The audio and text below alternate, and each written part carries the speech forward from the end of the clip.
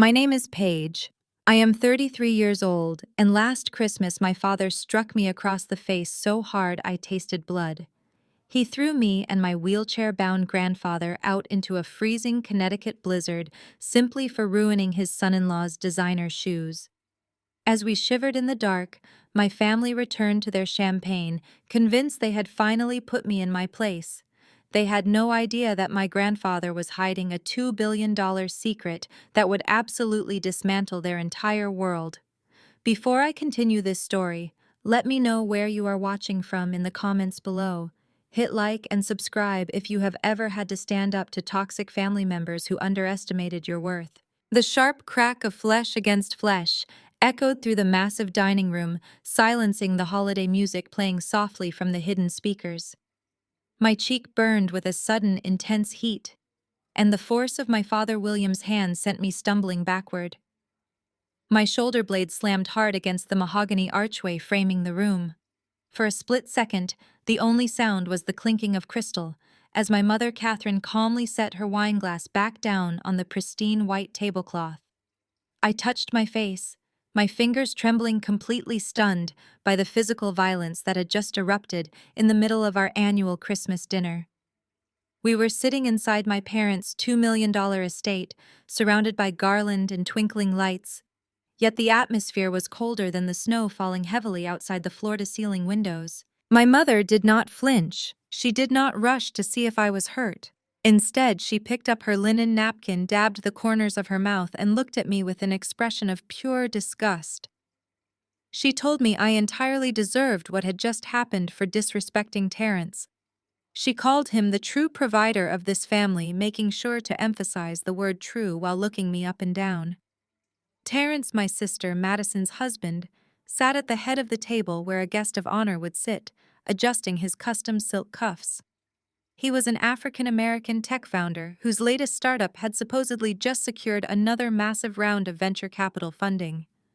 Just that morning, he had presented Madison with the keys to a brand new Porsche Cayenne, a spectacle that had my parents practically weeping with joy and admiration. Madison sat next to him, her perfectly manicured hand resting on his arm, wearing a smug smile that she did not even try to hide. She looked at me, struggling to stand straight, and let out a soft, mocking laugh. She told me I needed to learn how to speak to successful people. She reminded everyone at the table that I was just a mediocre 33-year-old number cruncher. I worked as a financial auditor, a job that required long hours and meticulous attention to detail, but in a family that worshipped flashy wealth and instant status. My steady career was treated like an embarrassing failure. I was only invited to these lavish gatherings to serve as the unpaid help. I had spent the last 3 days prepping the house, cooking the roast, and polishing the silver they were currently eating off of, only to be treated like a servant who had spoken out of turn. The argument had started over the one person in the room who had even less power than I did. My grandfather Harrison sat in his wheelchair, shoved into the darkest corner of the dining room, far away from the warmth of the fireplace. At 82 years old, he had been living with my parents for the past year. They treated him like an invisible burden, rolling their eyes when he spoke and ignoring his basic needs. They claimed his mind was slipping, brushing off his quiet demeanor as severe dementia. I was the only one who bothered to cut his food or ensure he had a warm blanket over his frail legs. As I was trying to serve the second course, Grandpa Harrison reached for his water glass with a shaking hand. His sleeve caught the edge of a heavy crystal gravy boat. It tipped over the edge of the table, sending a thick stream of hot brown liquid directly onto Terrence's feet. The gravy splattered all over his $2,000 Italian leather loafers. The reaction was instantaneous and explosive. Terrence kicked his chair back so violently it crashed into the wall. He erupted into a terrifying tirade, his voice booming through the house as he glared down at the old man in the wheelchair. He called my grandfather a senile, useless burden. He demanded to know why they even allowed him at the dinner table when he could not even control his own hands. The viciousness in his tone was staggering. He looked at Grandpa Harrison not as a human being, but as a piece of trash that had dirtied his expensive wardrobe. I could not stay silent. I stepped squarely between Terence and my grandfather's wheelchair, shielding the old man from the verbal assault. I told Terence to back away immediately. I told him they were just shoes, and that he had no right to speak to an elderly man, his wife's own grandfather, with such vile disrespect. That was when my father intervened, not to defend his own father, but to defend the wealthy son-in-law who elevated his social standing. That was when William crossed the room and delivered the strike that sent me crashing into the archway. My visions swam as I pushed myself off the wooden frame. Madison leaned forward, swirling the champagne in her flute. She told me my pathetic savior complex was ruining their holiday. She said I was always trying to drag everyone down to my miserable level because I could not secure a successful man of my own. My mother nodded in agreement, stating that I had always been bitter about Madison's accomplishments. They were rewriting reality right in front of me, framing my defense of an abused old man as an act of jealous sabotage against their golden couple. I looked at my father, expecting to see some shred of regret in his eyes, but there was only cold, calculating rage. He told me I had overstayed my welcome. He marched over to the closet by the front entrance and grabbed my winter coat off the hanger. He threw it hard at my chest. Then he walked past me, grabbed the handles of Grandpa Harrison's wheelchair and began pushing him roughly toward the front door. I screamed at him to stop, terrified he was going to hurt the fragile old man. I scrambled to keep up as William shoved the wheelchair over the threshold and out onto the freezing stone porch. The Connecticut winter wind was howling, a brutal blizzard whipping thick snow sideways across the estate. The temperature was well below freezing, and Grandpa Harrison was only wearing a thin cardigan. I rushed out onto the porch, grabbing the wheels of the chair to steady it against the violent gusts of wind. I turned back to the doorway, shivering as the cold bit through my thin dinner dress. My father stood inside the warm, brightly lit foyer. My mother stepped up beside him, wrapping a luxurious cashmere shawl around her shoulders to block the draft coming through the open door.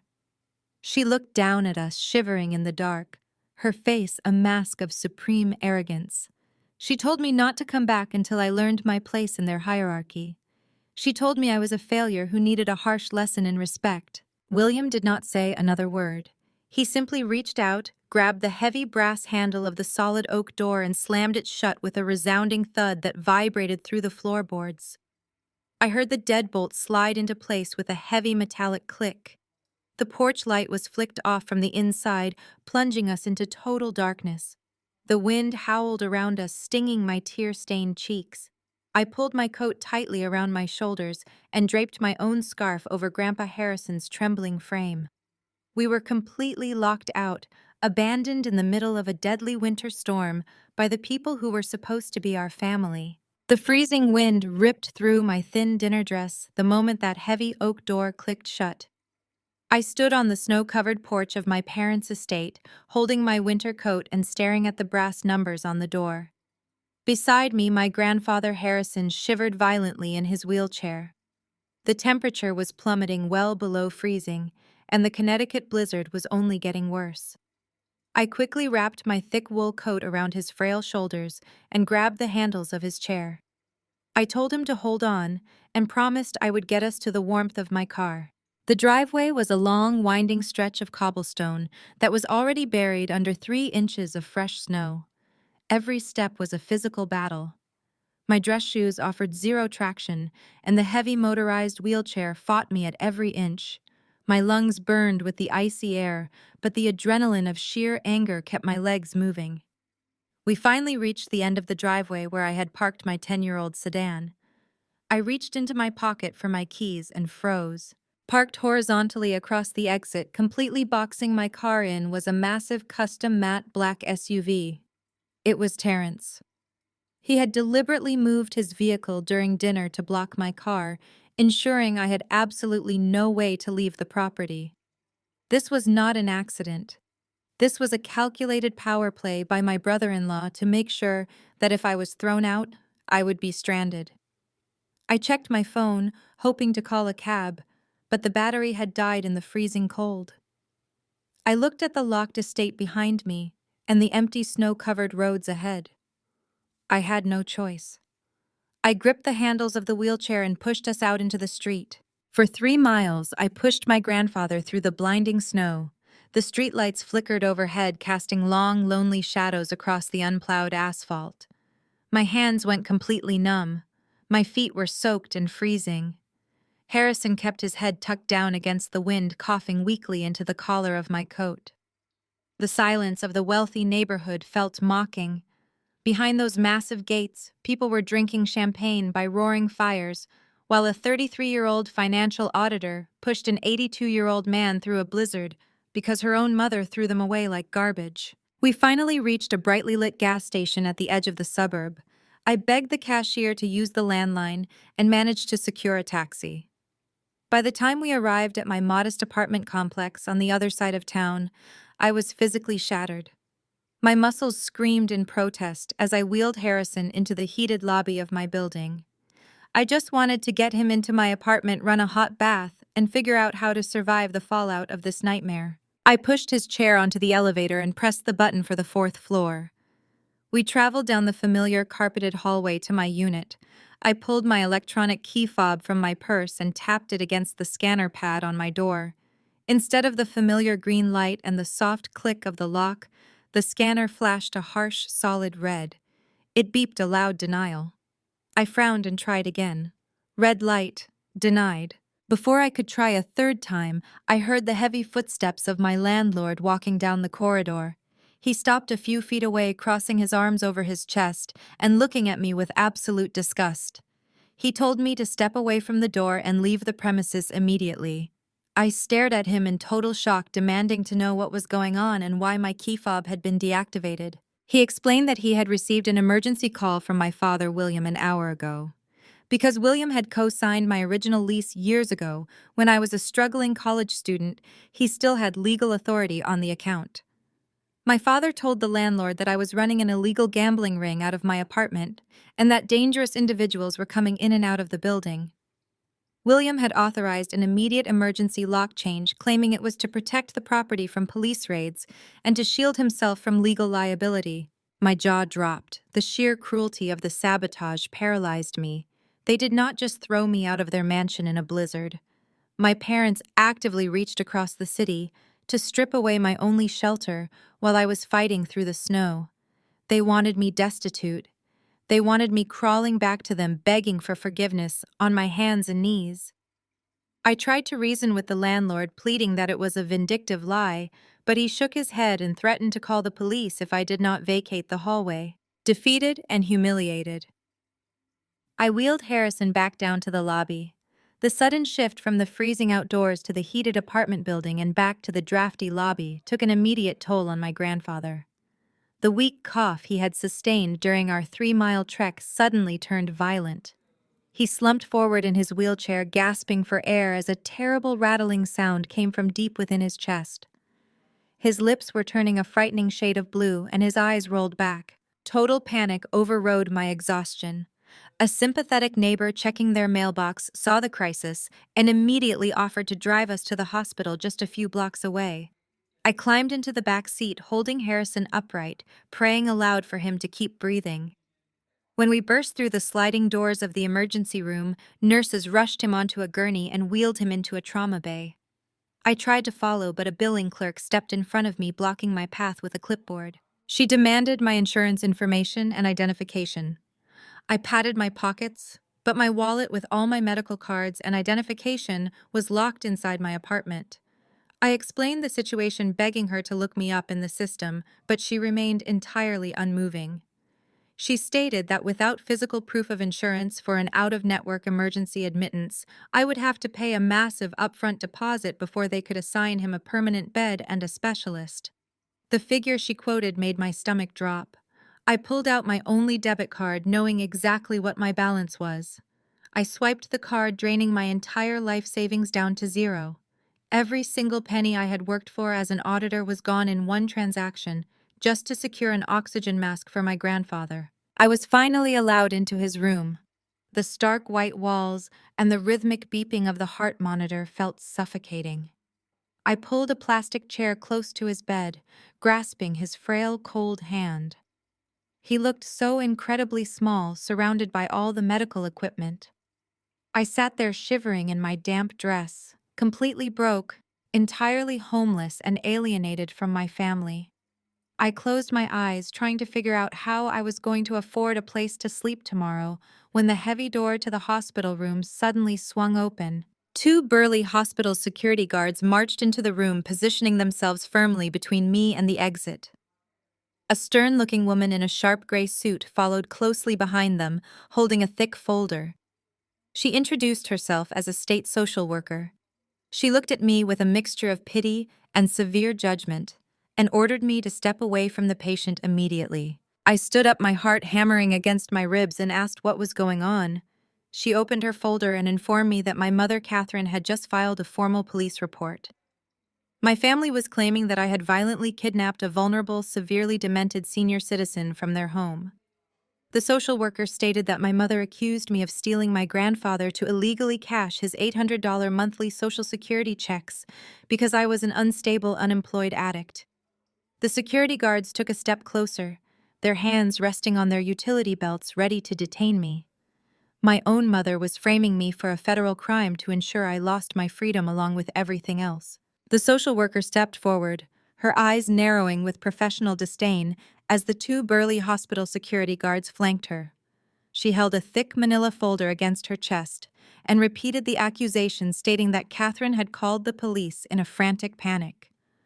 My mother had wept to the dispatcher, claiming her mentally unstable daughter had abducted her elderly, demented father into a deadly blizzard, specifically to steal his monthly Social Security checks. I stared at this woman, my blood running completely cold as the sheer malice of the lie washed over me. My parents had not just locked us out to freeze to death. They had actively tried to frame me for a federal crime to cover up their own monstrous behavior. The security guards reached for my arms, telling me in stern voices that I needed to step out into the hallway to wait for the local police to arrive. I yanked my arms away, my survival instincts finally kicking in. I told them to take one step back and look at the physical reality of the situation. I pointed to my soaking wet dinner dress, my ruined shoes, and the dark purple bruise blooming on my cheek from where my father had struck me. Then I pointed to the wall outlet near the bed, where my phone was currently plugged in, having just regained enough battery to power on. I grabbed my phone, my frozen fingers shaking violently as I opened my voicemail application. I hit play on the message William had left just 20 minutes after throwing us out. My father's arrogant, furious voice echoed loudly through the sterile hospital room, bouncing off the linoleum floors. He screamed that if I ever dared to bring that senile, useless burden back to his $2 million estate, he would have me arrested for trespassing.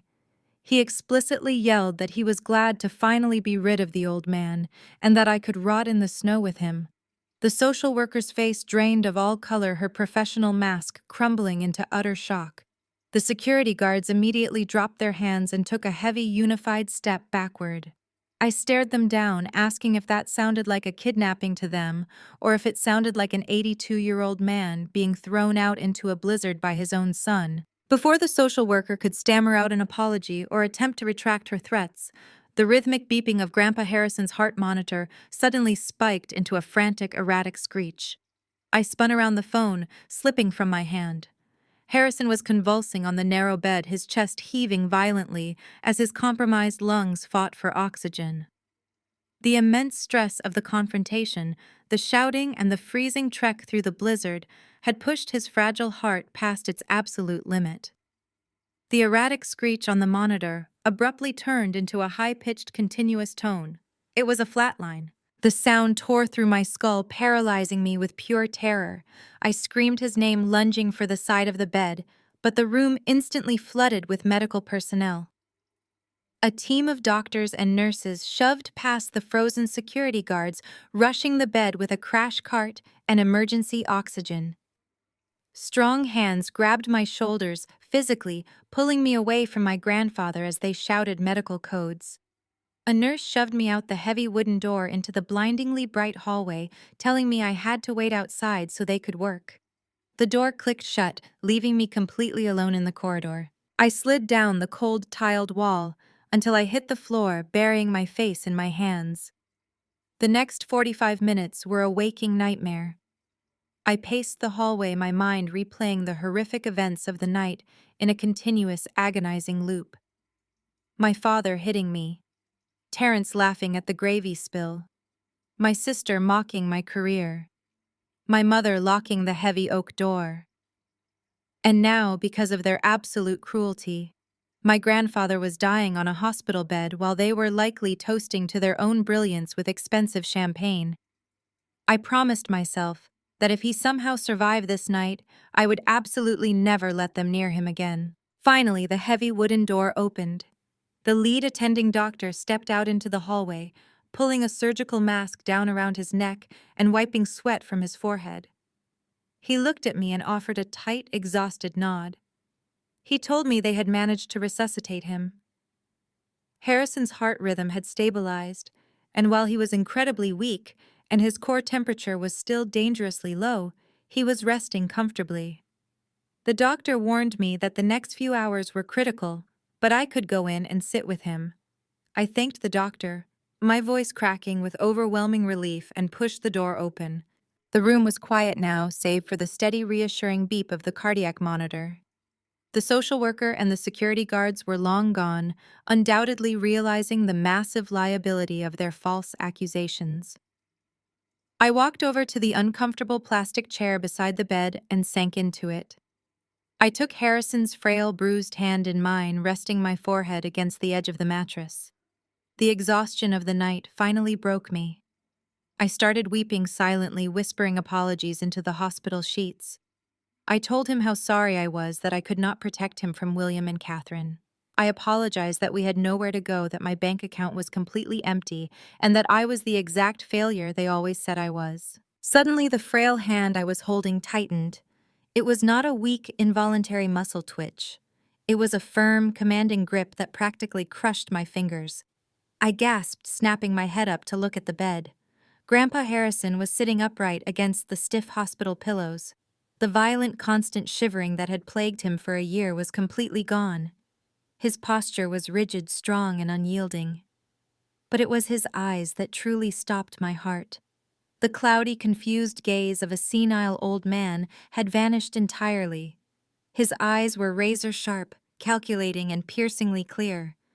He looked at me with an intensity that made the hair on my arms stand up. I stammered, asking if I should press the call button for the nurse, truly believing the lack of oxygen had triggered a bizarre neurological event. He tightened his grip on my hand and told me to sit down and keep my voice low. He spoke, and his voice was not the frail, trembling whisper I had known for a year. It was a deep, resonant baritone laced with the absolute authority of a man accustomed to commanding rooms and breaking empires. He did not sound like a victimized grandfather. He sounded like a corporate titan. He looked at the closed door, ensuring we were completely alone, then looked back at me. He stated that the dementia was a necessary illusion. He explained that when his physical health first started declining slightly a year ago, he needed to know exactly who he was surrounded by. He needed to know what his ambitious son William and his image-obsessed daughter-in-law, Catherine, would do when they believed he was powerless, broke, and a heavy burden. He said he had spent the last 12 months sitting silently in the corner of their mansion, watching them trade their humanity for designer cars and country club memberships.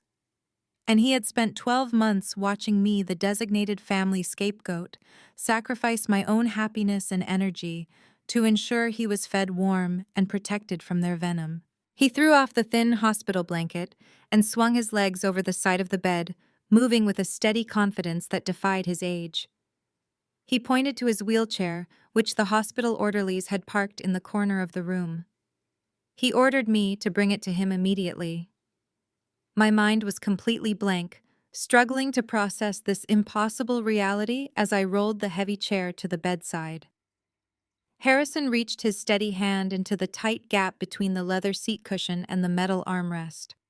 I heard the distinct sound of a zipper tearing open. He reached deep into the hidden lining and pulled out a small, heavy, antique brass key. He turned back to me, taking my hand once more, and pressed the cold metal key firmly into my palm. He closed my fingers around it, his gaze locking onto mine. He told me he was not a broke pensioner living on Social Security checks. He told me his name commanded boardrooms across the entire globe. He leaned forward, his voice a low, dangerous rumble in the quiet hospital room. He told me he was the sole anonymous founder and majority shareholder of Vanguard Holdings. My breath caught hard in my throat. As a financial auditor, that name hit me like a runaway freight train. Vanguard Holdings was not just a company. It was a corporate leviathan, a shadow empire that owned vast swaths of commercial real estate and controlled critical banking infrastructure across the eastern seaboard. It was a $2 billion entity. Harrison looked into my shocked, wide eyes and delivered the final fatal blow. He told me Vanguard Holdings was the parent institution that held the majority shares of the exact regional bank where my father William sat as an executive vice president. And he added with a sharp, predatory gleam in his eye, Vanguard owned the commercial high-rise where Terrence currently operated his heavily leveraged tech startup. My father did not just throw out a senile old man to freeze in the snow. He had just thrown his ultimate boss, the owner of his entire livelihood, and the landlord of his favorite son-in-law, into a deadly blizzard. Grandpa Harrison smiled a cold, ruthless grin that promised absolute devastation. He tapped the key in my hand and told me it was time to go to the vault, because by tomorrow morning we were going to dismantle their entire world. I secured the intensive care unit before I even thought about leaving the hospital. I marched up to the floor's head nurse and instituted a strict zero-visitor policy, specifically flagging William and Catherine by name and providing the front desk with their physical descriptions. I warned the staff that my parents had actively tried to interfere with his medical care the night before and posed a direct threat to his recovery. Once I was certain Grandpa Harrison was safe behind locked doors and a security desk, I pulled my damp wool coat tight around my shivering frame and walked out into the biting Connecticut morning. The blizzard had finally broken, leaving behind a blindingly bright frozen landscape. I scraped the ice off my 10-year-old sedan with a cracked plastic card, my mind racing a mile a minute. I drove straight into the heart of the downtown financial district, navigating the treacherous, unplowed streets until I parked in front of the towering glass and steel facade of the First National Bank. It was the exact regional bank where my father sat as an executive vice president, ruling his department with the same arrogant cruelty he brought to our family dinners. I walked through the heavy revolving doors, my ruined dress shoes squeaking against the pristine marble floors. I bypassed the long lines at the teller windows and walked directly to the private wealth management desk. The manager on duty looked up, his eyes sweeping over my disheveled appearance with obvious distaste, ready to ask me to leave. But then, I placed the heavy antique brass key on his polished mahogany desk. The serial numbers etched into the metal caught the overhead light. The manager's condescending expression vanished instantly. The color literally drained from his face. He stood up so fast his leather chair banged against the wall, bowing his head slightly as he addressed me as ma'am. He personally escorted me past the velvet ropes, guiding me into the private elevator that descended deep into the subterranean levels of the building. The vault room was silent and smelled of old paper and polished steel. The manager unlocked the massive metal door to Harrison's private box, stepped back and left me completely alone. I reached inside and pulled out 3 thick leather-bound portfolios. My hands shook as I opened the first one. As a financial auditor, I spent my life looking at balance sheets and asset declarations, but the numbers staring back at me defied comprehension. Verified bank statements, offshore trust accounts, and holding certificates piled up in a staggering mountain of wealth. Grandpa Harrison's net worth was precisely $2.7 billion. I opened the second portfolio, tracing my finger down an exhaustive ledger of real estate deeds. He owned 121 prime commercial properties scattered across the country's most lucrative markets. But it was the third portfolio that made my heart hammer against my ribs.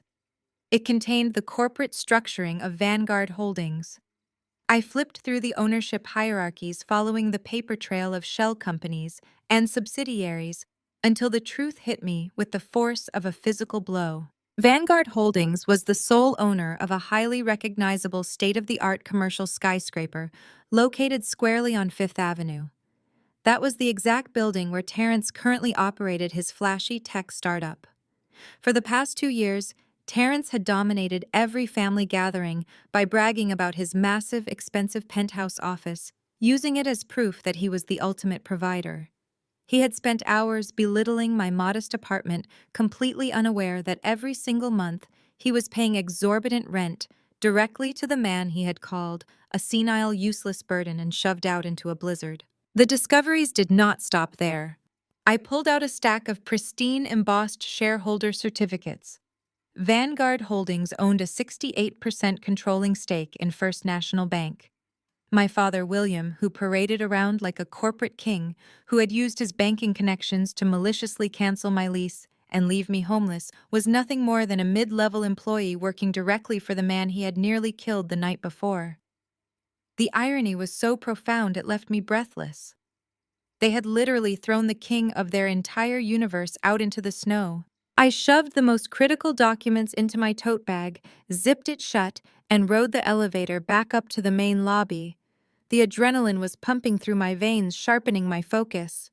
I was ready to return to the hospital and plan our next move. But before I could reach the revolving doors, a sharp nasal voice echoed across the marble lobby calling my name. I stopped and turned around. Madison was standing near the center of the bank wrapped in a designer white fur coat, tapping her foot impatiently. Terrence stood right beside her, scowling at his phone. Hovering slightly behind them was a man in a cheap, ill-fitting suit, clutching a battered leather briefcase. He had the unmistakable aura of a sleazy cut-rate lawyer. Madison marched over to me, her eyes darting to my messy hair and wrinkled coat. She loudly demanded to know what I was doing lurking around their father's bank, accusing me of trying to beg for a loan after my little stunt the night before. I stared at her, feeling the heavy weight of the $2 billion secret resting securely against my shoulder in my tote bag. I asked them what they wanted.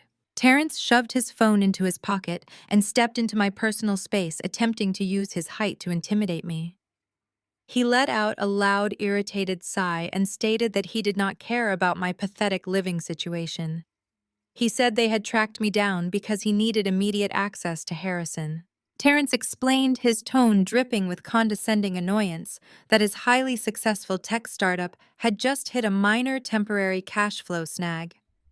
He needed a quick bridge loan to cover payroll and a few outstanding vendor invoices. He reminded me that there was a small, well-known family trust worth a couple of $100,000 that Harrison had set up decades ago. Terrence demanded that I take them to the hospital right now so Harrison could sign a legal waiver releasing those trust funds directly into Terrence's corporate account. Madison crossed her arms, whining that they absolutely could not afford to wait because her black card had actually been declined at a luxury boutique that very morning. They stood there dripping in entitlement, demanding money from the man they had physically abused 12 hours prior. They had absolutely no idea about the billions of dollars resting in the vault just feet below where they stood. I looked Terrence dead in the eye and told him absolutely not.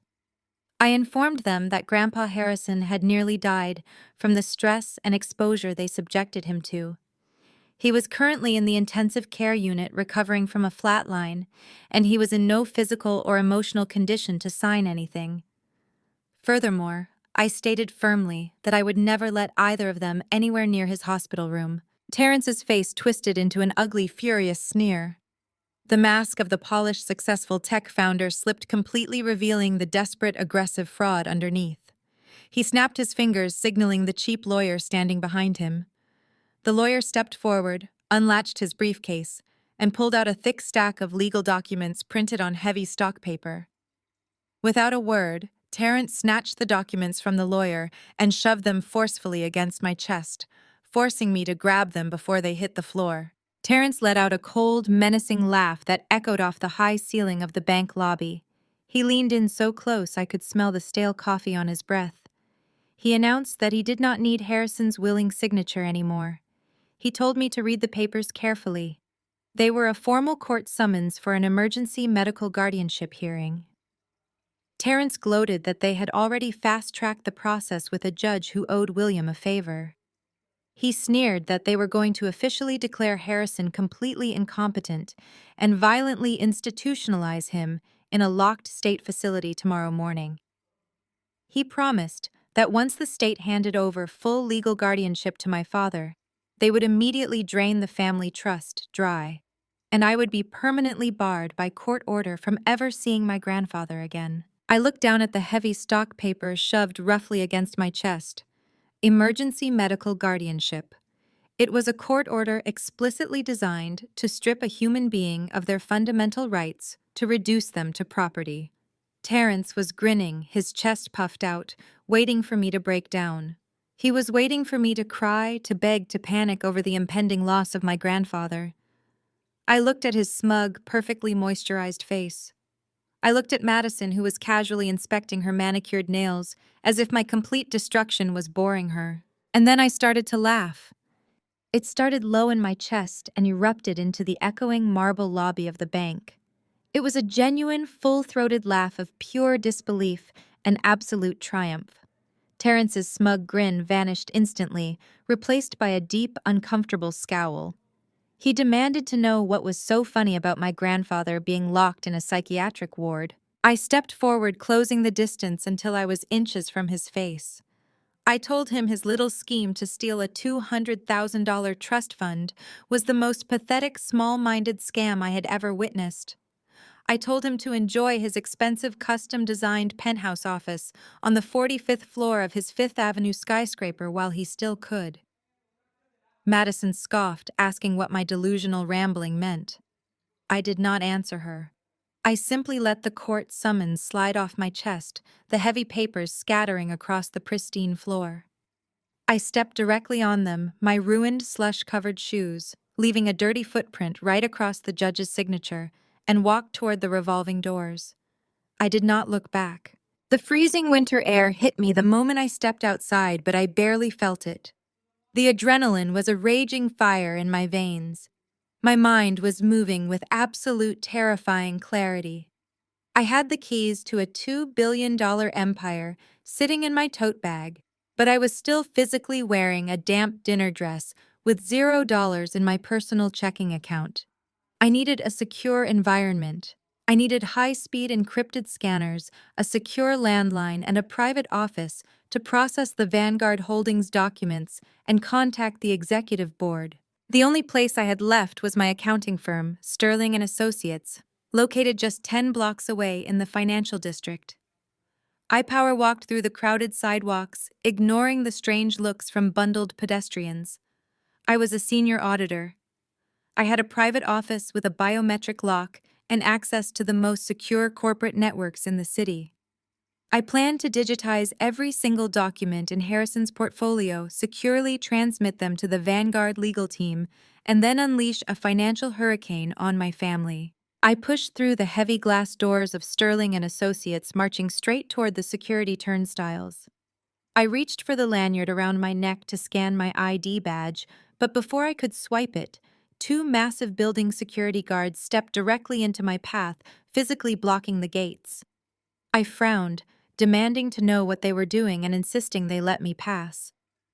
Instead of stepping aside, one of the guards reached out and unclipped my ID badge from my lanyard, confiscating it without a word. Before I could shout for the receptionist, the lobby elevator pinged. David, the managing partner of the firm, stepped out. He was flanked by the director of human resources. David's face was a mask of sheer panic and intense disgust. He marched up to the security desk, completely ignoring standard professional decorum. He looked at me as if I were a diseased animal that had dragged itself into his immaculate lobby.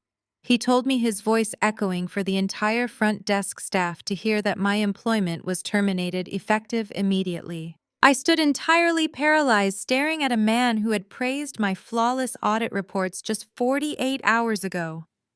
I demanded an explanation, my voice rising in defensive shock. I had billed the highest hours in my department for 3 consecutive years.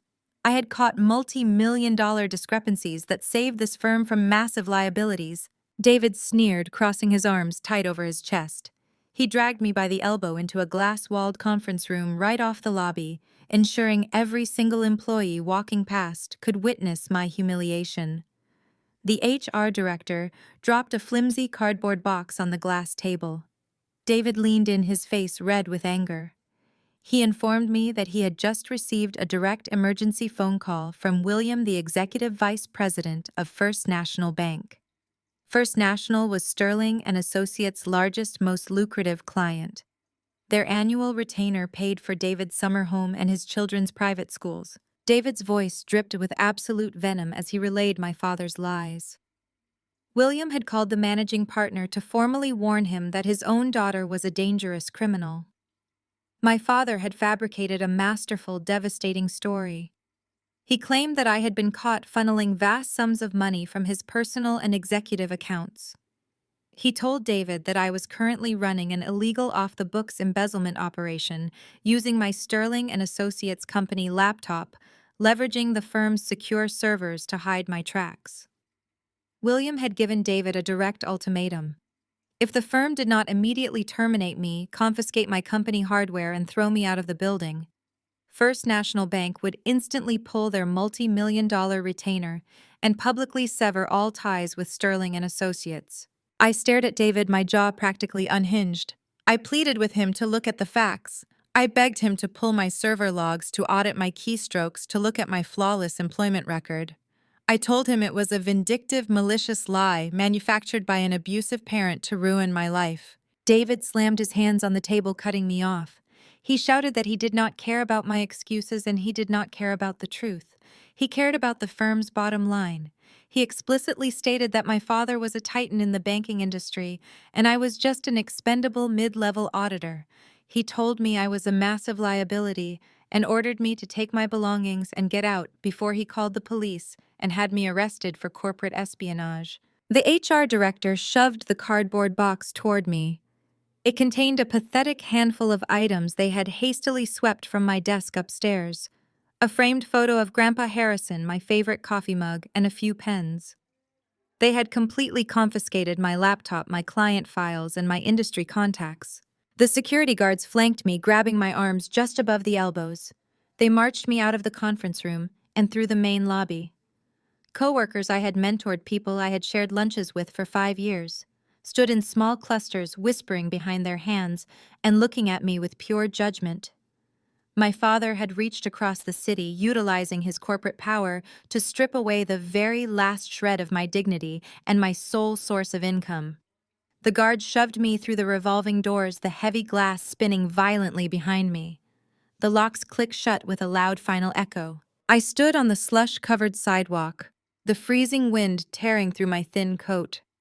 Pedestrians bumped my shoulders as they hurried past, oblivious to the woman standing frozen with a cardboard box in her hands. My family had methodically and ruthlessly attempted to erase my entire existence. They took my home. They tried to take my grandfather's freedom. They drained my bank account, and now they had publicly slaughtered my career. They wanted me broken, destitute, and begging on the street. I set the cardboard box down on a snow-covered public bench. My hands were perfectly steady. The overwhelming panic that had choked me the night before was completely gone, burned away by a cold, calculating rage. I unzipped my tote bag and reached past the commercial property deeds and the bank holding certificates. I pulled out a thick embossed folder marked with the Vanguard Holdings crest. Inside was the master contact sheet for the Shadow Empire's executive board.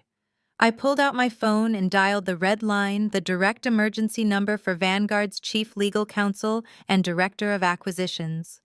The line rang exactly half a time before a crisp, hyper-professional voice answered, identifying himself and asking for authorization. I spoke my grandfather's name and read the alphanumeric security code printed at the top of the master document. The voice on the other end shifted instantly into a tone of absolute, unwavering deference, asking how Vanguard could serve me. I looked up at the towering glass windows of Sterling and Associates, watching David laughing with a colleague in the lobby.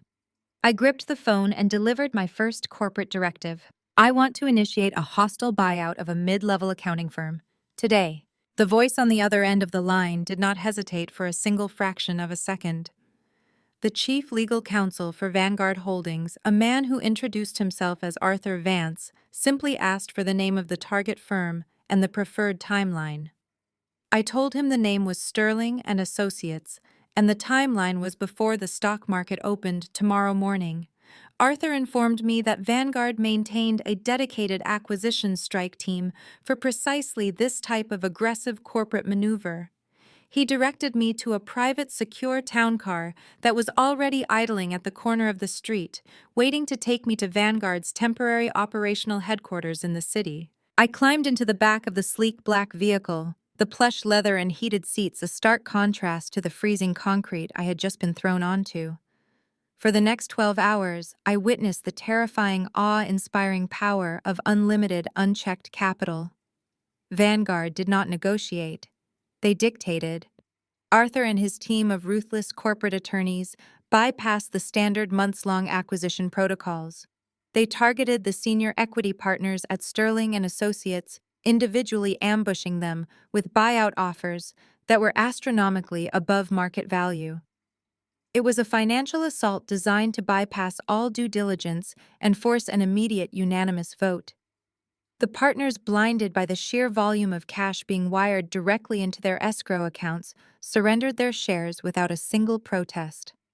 By midnight, Vanguard Holdings had officially purchased a controlling 92% stake in Sterling and Associates.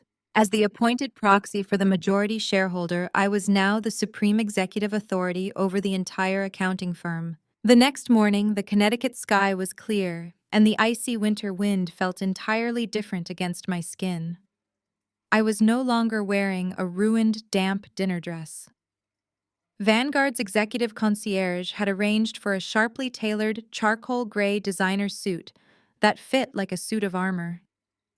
I walked through the heavy revolving doors of Sterling and Associates at exactly 8 in the morning, the absolute peak of the morning rush hour. The lobby was packed with junior accountants, senior auditors, and administrative staff clutching their coffees.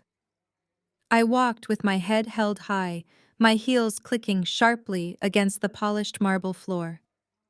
The two massive security guards, who had manhandled me yesterday, immediately stepped out from behind their desk. The taller one raised his hand, his face twisting into a scowl, preparing to loudly order me out of the building. Before he could even open his mouth, Arthur Vance stepped smoothly around me. Arthur flashed a heavy gold-embossed security credential and handed the guard a thick legal injunction. He informed the guards in a quiet, dangerous tone that they were currently addressing the new chief executive officer of the firm, and if they ever raised a single finger toward me again, they would find themselves permanently unemployable in this state. The blood drained from the guard's face. He physically recoiled, dropping his arm and staring at the legal document in absolute horror. I did not even slow my pace. I marched straight past the security desk, ignoring the collective gasps and wide eyes of my former co-workers. I bypassed the standard employee elevators and swiped a master key card Arthur had provided to open the private executive lift. The doors slid shut, cutting off the frantic whispers of the lobby, and carried me directly to the top floor. I stepped out onto the plush carpet of the executive suite and walked straight toward the managing partner's corner office. David was sitting behind his pristine mahogany desk, sipping an espresso and laughing on a phone call. He looked up through the glass walls and froze. His eyes bulged as I pushed the heavy glass door open without knocking. He slammed the phone down into its cradle, his face turning a mottled, furious shade of red. David stood up, pointing a shaking finger at my face. He yelled that I was trespassing, that I was a deranged criminal, and that he was calling the police this very second to have me dragged out in handcuffs. I walked directly up to his desk. I did not raise my voice. I did not blink. I simply pulled a thick, heavy stack of ownership transfer documents from my leather briefcase and slammed them down onto his pristine desk. The sound cracked like a whip in the quiet office. I told him to look closely at the signatures before he picked up that telephone. David's furious sneer wavered. He glanced down at the documents, his eyes tracking the Vanguard Holdings crest and the finalized equity transfer agreements. I watched the arrogant confidence completely evaporate from his body, replaced by a cold, suffocating dread. He slumped backward into his expensive leather chair, his mouth opening and closing in silent shock. He finally realized that Vanguard Holdings, the parent company of his most lucrative, untouchable client, First National Bank, had just purchased his entire firm overnight. I leaned over the desk, bracing my hands on the mahogany surface. I reminded him that just 24 hours ago he had chosen to blindly believe a malicious lie from an abusive banking executive rather than look at the flawless audit records of his own employee. I told him he was a coward who lacked the spine and the integrity required to lead a firm of this magnitude. David stammered, his hands shaking as he reached out in a pathetic attempt to appease me. He tried to claim he was pressured, that William had forced his hand, that we could simply sweep yesterday's unpleasantness under the rug and start fresh. I cut him off instantly. I told him his employment was terminated effective immediately. I ordered him to pack a single cardboard box with his personal desk supplies and vacate the premises within 5 minutes, or I would have the very same security guards he used on me physically drag him out into the snow. David opened his mouth to beg, but the absolute deadness in my eyes stopped him. He silently grabbed a box and began shakingly tossing his pens inside. Once David was escorted out of the building, I locked the glass doors and sat down in the high-backed leather executive chair. The city stretched out below me, a sprawling grid of power and money, but I was not interested in the view. I turned my attention to the dual monitors sitting on the desk. Using my newly activated Supreme Administrator credentials, I bypassed every single internal firewall and security protocol the firm possessed. As the CEO, I had unrestricted, unlogged access to the deepest, most heavily guarded client records in the entire database. I did not waste time. I immediately opened the restricted server vault and pulled the master audit files for Williams' banking division at First National, alongside the corporate tax records for Terrence's tech startup. I had initially expected to find minor irregularities. I assumed William was simply covering up a few illicit personal expenditures, or that Terrence was inflating his revenue to secure better loans. What I uncovered was infinitely more sinister. I spent the next 2 hours meticulously cross-referencing the ledgers, tracing the flow of hidden capital between the two entities. The numbers painted a terrifying, crystal-clear picture. This was not a minor accounting error. It was a massive, highly coordinated, interconnected web of severe financial fraud. William had been utilizing his executive authority at the bank to secretly funnel millions of dollars in unbacked, high-risk commercial loans directly into Terrence's failing tech startup. Terrence was then laundering that massive influx of cash through a series of dummy shell companies, faking vendor invoices and inventing phantom employees to make his startup appear wildly profitable. Once the money was washed clean, Terrence was kicking a massive percentage of the stolen funds back into Williams' offshore accounts. They were bleeding the bank dry, stealing millions of dollars from the very institution my grandfather had built. They had masked their embezzlement beneath layers of complex corporate jargon, assuming no auditor would ever have the authority or the clearance to view both sides of the transaction simultaneously. But they had miscalculated. They had handed the keys to the kingdom to the very woman they had spent their entire lives underestimating. Now, sitting in the silence of the executive office, I held every single piece of encrypted evidence required to send my father and my brother-in-law to federal prison for the rest of their lives. I downloaded the entire data packet onto a secure encrypted drive, slipped it into my pocket, and smiled. The blizzard was over, and it was finally time to burn their empire to the ground.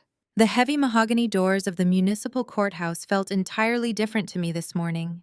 Just 48 hours ago, I would have walked through them as a terrified, destitute victim, desperate for anyone to believe my story. Today, I walked through those same doors wearing a bespoke charcoal gray designer suit, my posture perfectly straight and my pulse absolutely steady. The encrypted flash drive containing the exact financial blueprint of William and Terrence's massive embezzlement ring was resting safely in the inner pocket of my jacket. I had already dismantled their corporate safety net by purchasing my former accounting firm out from under them in a midnight hostile takeover. But none of that mattered right now. Today was not about money or corporate vengeance. Today was about saving my grandfather's life and securing his freedom from the monsters who raised me. I took my seat at this respondent's table inside the austere wood-paneled courtroom. Behind me in the gallery sat Arthur Vance, the chief legal counsel for Vanguard Holdings, positioned silently in the shadows like a loaded weapon waiting to be fired. I had explicitly instructed Arthur and his elite legal strike team not to intervene unless absolutely necessary. I wanted my family to walk into this room fully believing I was the same broken, unemployed, homeless scapegoat they had thrown into a blizzard. I wanted them to feel invincible, right up until the exact moment the ground opened up and swallowed them whole. At precisely 9 o'clock, the heavy double doors at the back of the courtroom swung open. My family made their entrance, and it was a masterclass in performative wealth and calculated optics. William walked at the front of the pack, draped in a custom-tailored Italian suit, his jaw set in a mask of stoic, burdened nobility.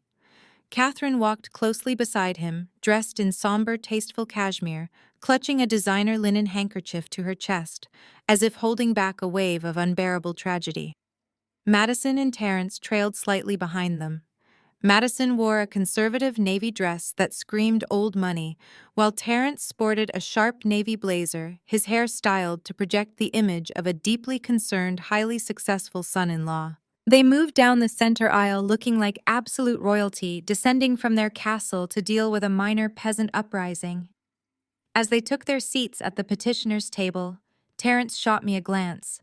His lips curled into a vicious, triumphant smirk. He looked at my crisp suit, clearly assuming I had maxed out my last remaining credit card, just to look presentable for the judge. He leaned over and whispered something into Madison's ear, making her stifle a cruel little laugh behind her manicured hand.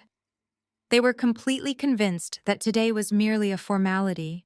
They believed they were going to walk out of this room with full legal authority to lock Harrison in a psychiatric ward, drain his family trust, and permanently erase me from their lives. The bailiff called the room to order as Judge Aris, an older, stern-looking man with a reputation for zero nonsense, took his seat at the bench. He adjusted his glasses, looked down at the emergency medical guardianship docket, and let out a heavy sigh. He stated that emergency petitions to strip an elderly citizen of their autonomy and force institutionalization were the most severe matters his court handled, and he demanded immediate, irrefutable evidence to justify such a drastic measure. Terrence's lawyer, a slick, overconfident man who looked entirely too pleased with himself, immediately stood up. He introduced himself to the court and stated that they had unfortunately reached a tragic crisis point. He solemnly announced that for the sake of the patient's immediate physical safety and to protect the family from further psychological trauma, he was calling his first witness to establish the harrowing events of the past 2 days. He called my mother Catherine to the stand. Catherine slowly walked up to the witness box, her steps faltering just enough to convey the image of a mother completely exhausted by grief. She took the oath, sat down, and immediately pressed the designer handkerchief to the corner of her perfectly dry eye. What followed was an Oscar-worthy performance of absolute sickening manipulation. Under the gentle guiding questions of Terrence's lawyer, Catherine began to spin a masterful web of lies.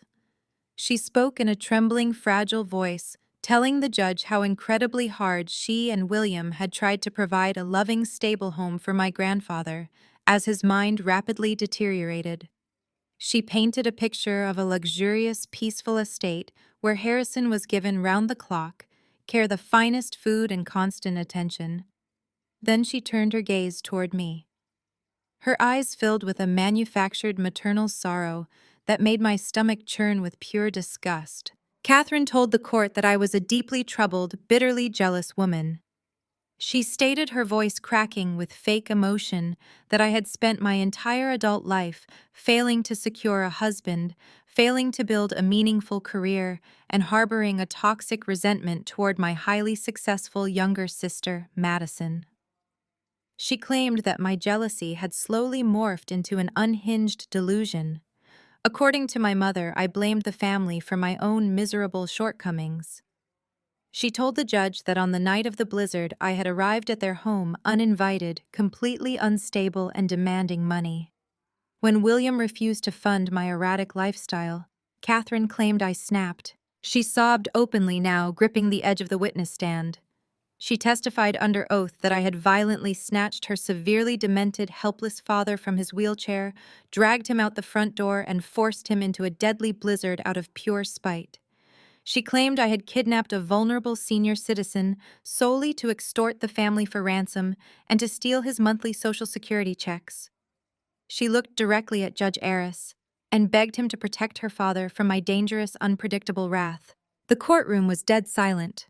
The gallery spectators were looking at me with absolute horror. Judge Aris frowned deeply, his expression shifting from neutral observation to visible disgust as he looked down at me from the bench. Catherine's performance was flawless.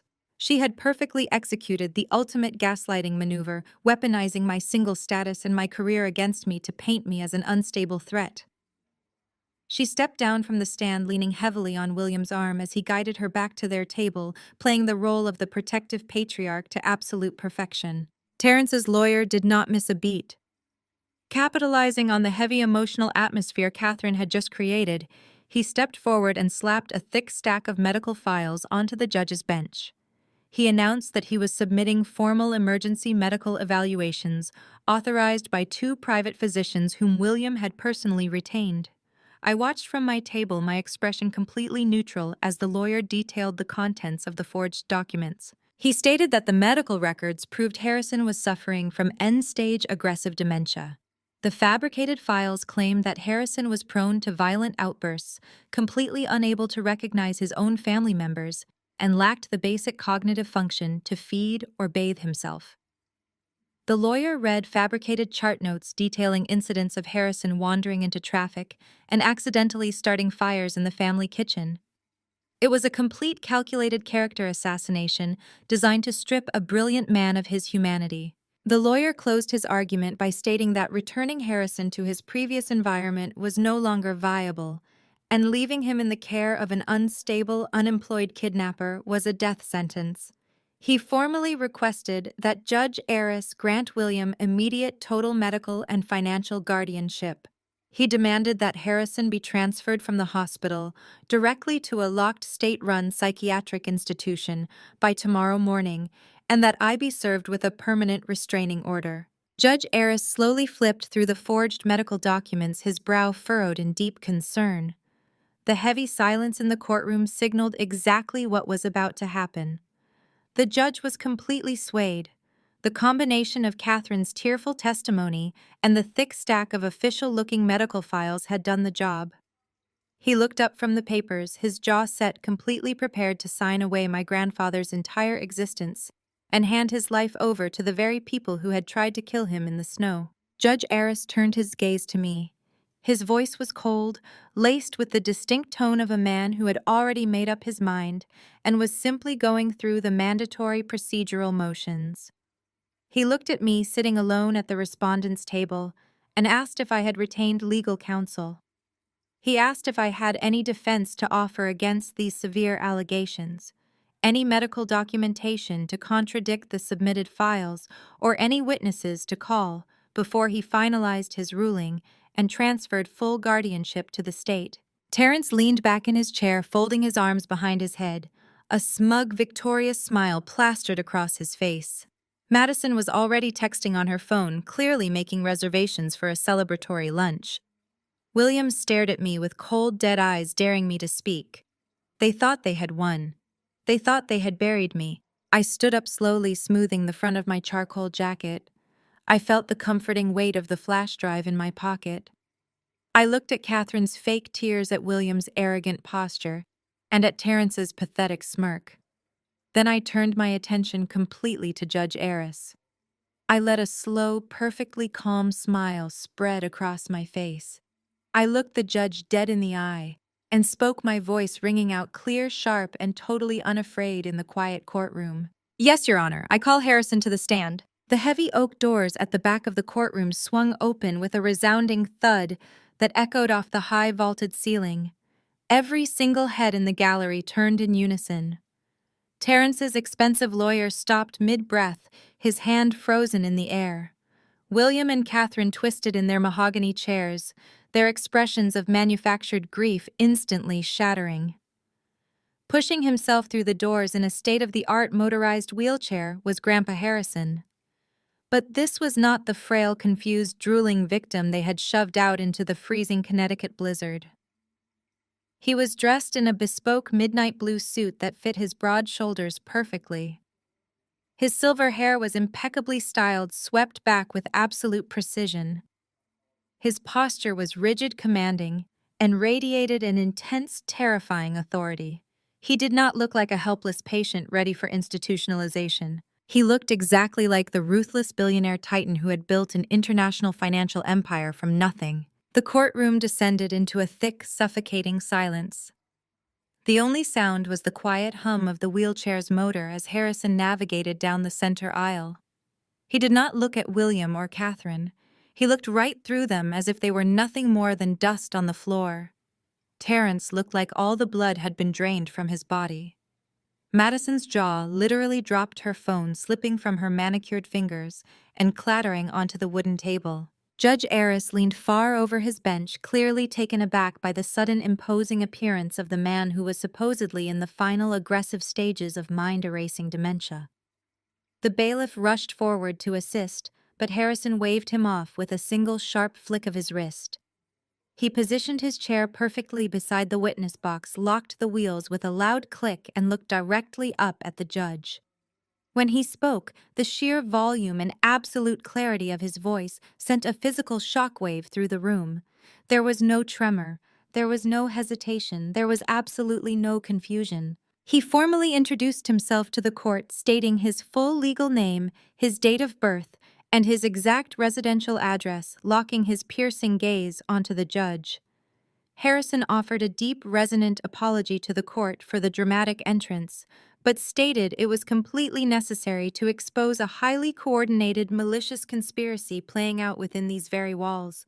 Catherine panicked. She leaped halfway out of her chair, putting both hands over her mouth, crying out in a shrill, desperate voice that her father did not know what he was saying, that the dementia was making him hallucinate. Harrison snapped his head toward her. His voice cut through her fake, theatrical tears like a diamond blade. He ordered her to drop the pathetic, sickening charade immediately. He stated for the official court record that he was completely lucid, utterly aware of his surroundings, and painfully conscious of the horrifying fact that his own daughter and son-in-law had just attempted to legally kidnap him for financial gain. Harrison then turned his full terrifying attention to Terrence's slick, overconfident lawyer. The lawyer was suddenly sweating profusely, his hands visibly shaking as he tried to shuffle his stack of forged papers. Harrison verbally dissected the man with the precision of a seasoned predator. He asked the lawyer to read the date on the secondary neurological evaluation aloud to the court. The lawyer stammered, unable to find his voice. Harrison recited it from memory, citing the exact page and paragraph. He then pointed out that the physician listed as the primary evaluator on their fabricated file, a supposed specialist named Dr. Eris Thorne, had actually had his medical license permanently revoked 3 years ago for prescription fraud in the state of New York. Harrison demanded to know how a disgraced, unlicensed, and legally barred doctor had managed to evaluate his cognitive function in Connecticut just 48 hours ago. Harrison did not stop there. He methodically dismantled the complex medical jargon used in their fraudulent petition. He pointed out that the medication they claimed he was aggressively refusing to take for his fabricated violent outbursts was actually a highly restricted beta blocker used exclusively for severe cardiac arrhythmias. He loudly informed the court that he had a pristine cardiovascular record and had never been prescribed such a drug in his entire life. He shamed the lawyer for presenting a sloppy cut-rate amateur forgery to a sitting judge, questioning where he had obtained his law degree. The lawyer looked like he wanted the floor to open up and swallow him whole. William's face had turned an alarming shade of gray, his confident posture completely collapsing as his massive web of lies was torn to shreds in public. Then came the final devastating blow. Harrison reached into the inner breast pocket of his tailored jacket. He pulled out 3 thick, heavy envelopes, each bearing the unbroken gold-embossed wax seals of the most prestigious, globally recognized medical institutions in the country. He handed them directly to the bailiff, instructing him to pass them up to Judge Aris. Harrison announced that those envelopes contained comprehensive independent neurological evaluations conducted by 3 separate world-renowned specialists. He stated that the evaluations were completed less than 24 hours ago in a secure facility. They definitively, legally, and medically proved that Harrison possessed 100% cognitive function. The reports confirmed his memory was flawless, his executive functioning was completely unimpaired, and he was entirely capable of managing his own medical, legal, and financial affairs without any state intervention. Judge Aris broke the wax seals and rapidly scanned the legitimate, highly detailed medical documents. The color rose sharply in his cheeks. His jaw tightened into a furious, unyielding knot as he realized he had been seconds away from being an unwitting accomplice to a massive illegal conspiracy. He slammed the real evaluations down onto his desk right next to the forged stack. The sound made Madison visibly jump in her seat, her eyes wide with terror. The judge fixed his burning, furious gaze on William and Catherine. He did not mince his words. He told them their actions were an absolute disgrace to the legal system and a horrifying, unforgivable betrayal of human decency. He stated that in his 30 years on the bench, he had never seen such a blatant, malicious, and entirely fabricated abuse of the court's emergency guardianship provisions. Terrence's lawyer tried to stammer out a pathetic excuse, claiming he was only acting on the information provided by his clients, attempting to throw William directly under the bus to save his own career. The judge silenced him with a deafening roar, ordering him to sit down and keep his mouth shut. Judge Aris ruled immediately. He threw out the family's entire guardianship petition with extreme prejudice. He officially dictated into the court record that Page was instantly granted absolute, permanent, and irrevocable medical and financial power of attorney over Harrison, effectively building an impenetrable legal fortress around my grandfather. Before slamming his heavy wooden gavel, Judge Aris pointed directly at William. He issued a dark, uncompromising warning, stating he was personally impounding the forged medical documents and forwarding them directly to the district attorney's office. He promised William a full, aggressive criminal investigation into perjury, corporate fraud, and attempted elder abuse. The gavel cracked against the sounding block, echoing like a gunshot. I walked calmly out of the courtroom, my heels clicking rhythmically on the polished marble floor. My family was left in a state of absolute ruin behind those heavy wooden doors, trapped with a furious judge and their own collapsing lies. The sweet taste of total victory was sharp and perfect on my tongue.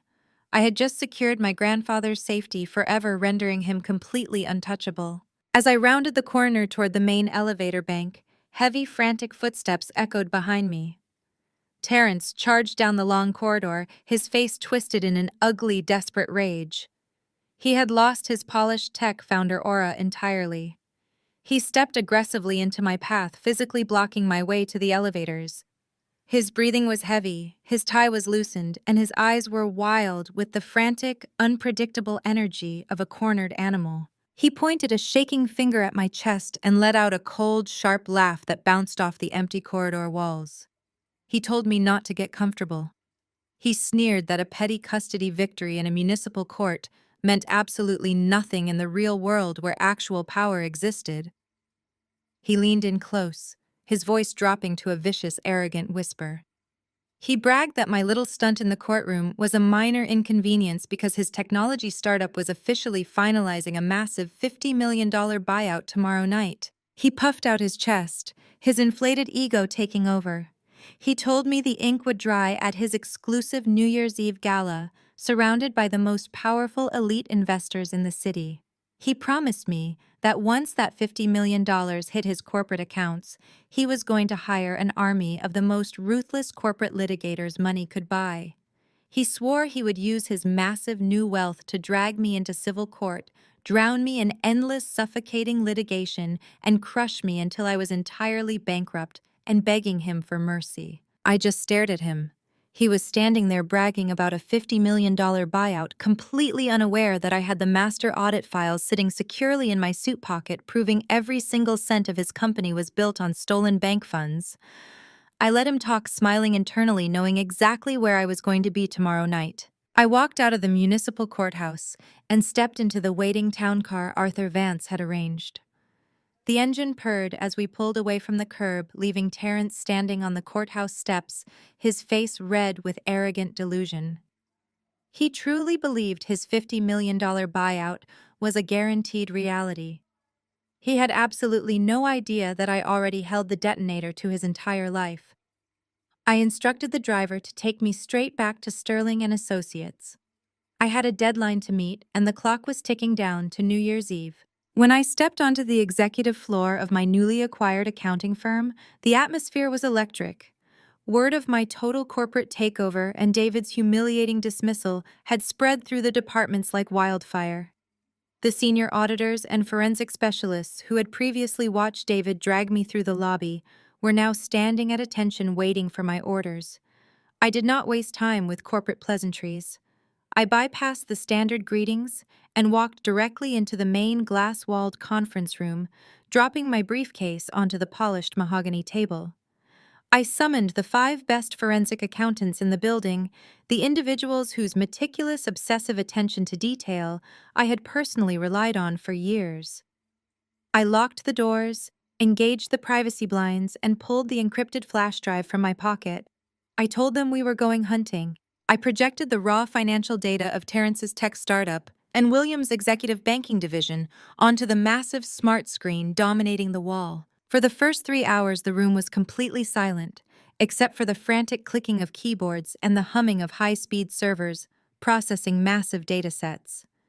We started by tearing into the core operational metrics of Terrence's highly publicized technology company. For years, Terrence had dominated every family dinner, bragging loudly about his revolutionary proprietary software, his massive user acquisition metrics, and his elite team of developers. He had paraded his success around like a weapon, using it to belittle my modest lifestyle and secure his position as the ultimate provider for Madison. But as my team systematically stripped away the glossy corporate structuring, the absolute emptiness of his enterprise was laid bare. I ordered the lead forensic auditor to locate the research and development expenditures. There were none. I asked to see the payroll records for his supposed army of elite software engineers. The employee list consisted entirely of phantom names routed to empty shell accounts. Terrence did not have a revolutionary product. He did not have a groundbreaking algorithm or a massive user base. He had nothing but a hollow corporate shell and a slick marketing pitch. But a hollow shell does not generate the kind of aggressive revenue required to rent a 45th floor penthouse office on Fifth Avenue or secure a $50 million corporate buyout. So I instructed the team to follow the incoming capital. We traced the enormous multi-million-dollar deposits hitting his corporate accounts. The money was arriving from a steady stream of elite high-net-worth private investors, the very people Terrence had been courting and schmoozing at exclusive country clubs and charity galas. But the cash never stayed in the company. The exact second a new investor wired funds into the startup, those identical funds were immediately chopped into smaller randomized increments and wired out to pay off the initial earlier investors, generating the illusion of massive explosive profit yields. My lead auditor looked up from his screen, pushing his glasses up his nose, his voice hushed with professional shock. It was a textbook, undeniably massive Ponzi scheme. Terrence was not a tech visionary. He was a low-rent con artist running a high-stakes shell game, desperate to secure this $50 million buyout tonight, just to pay off the mounting debts before the entire pyramid collapsed on top of him. But a Ponzi scheme of this magnitude required massive amounts of untraceable liquidity to keep the illusion afloat during dry spells. When private investment slowed down, Terrence needed a bridge to cover his tracks and pay his exorbitant operational costs. I pulled up the secondary data packet, the restricted master audit files from First National Bank. I told my team to cross-reference Terrence's incoming corporate transfers with Williams' executive lending portfolio. The results populated on the screen in a barrage of red flags. The digital fingerprints were everywhere, undeniable and deeply incriminating. William had been systematically and illegally bypassing the bank's most stringent risk assessment protocols. He was utilizing his executive override authority to approve tens of millions of dollars in highly leveraged, entirely unsecured commercial loans, funneling the bank's capital directly into Terrence's fraudulent holding companies. William was the silent criminal engine keeping Terrence's sinking ship afloat. I dug deeper, tracing the outbound funds from Terrence's laundered accounts. The money was not just going to panicked early investors, it was the lifeblood of my family's grotesque display of wealth. I watched the financial trail light up the screen, mapping out exactly where the stolen bank funds were bleeding out. Thousands of dollars a week were being routed directly into Madison's personal accounts to fund her lavish, superficial lifestyle. Every designer handbag, every spontaneous luxury vacation to Europe, every time she sneered at me and complained that her black card had been declined, she was burning through stolen money. And William was taking his cut. Massive, untraceable wire transfers were being kicked back from Terrence's shell companies directly into William's hidden offshore accounts in the Cayman Islands. They were all complicit. They had built an entire kingdom of arrogance and entitlement on a foundation of massive federal crimes. And when the walls had started closing in, when the bank's internal auditing systems had begun to flag the missing capital, William had panicked. That was why he had tried to frame me for embezzlement. He needed a scapegoat to take the fall for the missing millions. And when they realized Grandpa Harrison's $2 billion estate could wipe their debts clean, they had tried to throw him into a psychiatric ward to steal it.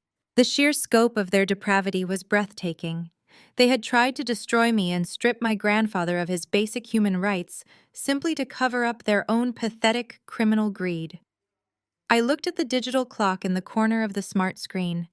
It was 4 o'clock in the afternoon on December 31st. Terrence's exclusive New Year's Eve gala, the lavish event where he planned to sign the final paperwork for his $50 million fraudulent buyout, was scheduled to begin in exactly 4 hours. He had promised to use that money to crush me in civil court. He had promised to wipe me off the map. I ordered the forensic team to compile every single piece of evidence into a single master encrypted dossier. We packaged the phantom employee records, the wire transfer logs, William's illegal loan authorizations, and the offshore account routing numbers. We built an airtight, irrefutable prosecution package that no defense attorney on earth could dismantle. I took the master file, sat down at the head of the conference table, and opened a highly secure direct communication portal to the Federal Bureau of Investigation's White-Collar Crime Division. I attached the dossier. I typed out a precise clinical summary of the ongoing active federal fraud taking place at First National Bank and Terrence's startup. I included the exact time and location of Terrence's gala, explicitly noting that a massive fraudulent $50 million transaction was scheduled to take place at midnight. I looked at the glowing screen. I thought about my father trying to ruin my career and reputation with a single phone call. I thought about Madison mocking my clothes while spending stolen cash. I thought about Terrence laughing in the courthouse hallway, convinced his wealth made him untouchable. And I thought about Grandpa Harrison, safe and secure in a private suite watching his empire thrive. I moved the cursor over the send button. I clicked it once. The encrypted dossier vanished into cyberspace, transmitting directly to federal authorities. The trap was officially set, and it was time to snap shut at the exact moment my family thought they had won everything. The upload progress bar hit 100%. The screen flashed a crisp green confirmation badge. The heavily encrypted, meticulously organized dossier was successfully transmitted directly to the Federal Bureau of Investigation's White-Collar Crime Division. I closed the laptop with a sharp snap, feeling a profound, heavy sense of finality settle over the conference room. The financial trap was officially locked. The federal authorities had everything they needed to tear William and Terrence's fraudulent empire down to the studs. But the social execution, the public dismantling of their arrogant facade, required a much more personal touch. I turned to my elite team of forensic accountants, thanked them for their flawless, lightning-fast execution, and instructed them to take the rest of the holiday week off with a massive, unprecedented bonus. It was time for me to prepare for the evening. I took the private elevator down to the subterranean parking garage where Arthur Vance had a secure convoy waiting. They drove me directly from the financial district to the Vanguard Holdings corporate penthouse, a sprawling multi-level glass suite overlooking the frozen expanse of Central Park. When I walked through the heavy double doors, a hand-selected team of elite stylists, master tailors, and makeup artists was already waiting for me in the main foyer. For my entire adult life, I had deliberately hidden myself. I had buried my identity inside oversized practical wool sweaters and sensible, inexpensive slacks. I had intentionally muted my appearance to avoid drawing my family's relentless, hypercritical attention. I was the drab, invisible auditor, the perfect, compliant scapegoat they could mock and discard at their convenience. That woman died in the blizzard. She no longer existed. I directed the styling team with cold, unwavering precision. Within 2 hours, my entire physical identity was overhauled. My messy, stress-thinned hair was treated volumized and swept up into a sharp, elegant chignon that pulled the focus entirely to my cheekbones. The makeup artist applied a striking, flawless contour and a deep crimson lipstick that felt exactly like war paint. Then came the dress. Vanguard's luxury concierge had sourced a breathtaking custom-tailored emerald green silk gown. It featured a high architectural neckline and a daring plunge down the back, falling perfectly to the floor in a cascade of liquid emerald. It was a dress designed for a woman who commanded a room, a woman who owned the very ground she walked on. I slipped my feet into a pair of diamond-encrusted stilettos that cost more than my previous apartment's annual rent. I stepped out of the dressing room and walked down the sweeping glass staircase into the main lounge. Waiting for me by the floor-to-ceiling windows was Grandpa Harrison. My breath actually hitched in my throat. He was standing tall and perfectly straight, leaning casually on a heavy silver-tipped walking cane. A master tailor was just brushing the shoulders of his bespoke midnight blue velvet tuxedo.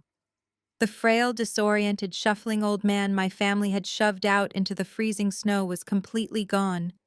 In his place stood a legendary financial titan, a patriarch radiating absolute terrifying power. He looked at me, a sharp, incredibly proud smile spreading across his weathered face. He told me I looked exactly like my grandmother on the night they founded their first corporate holding company. We shared a long look of absolute solidarity. We were no longer victims waiting for the next blow. We were the executioners.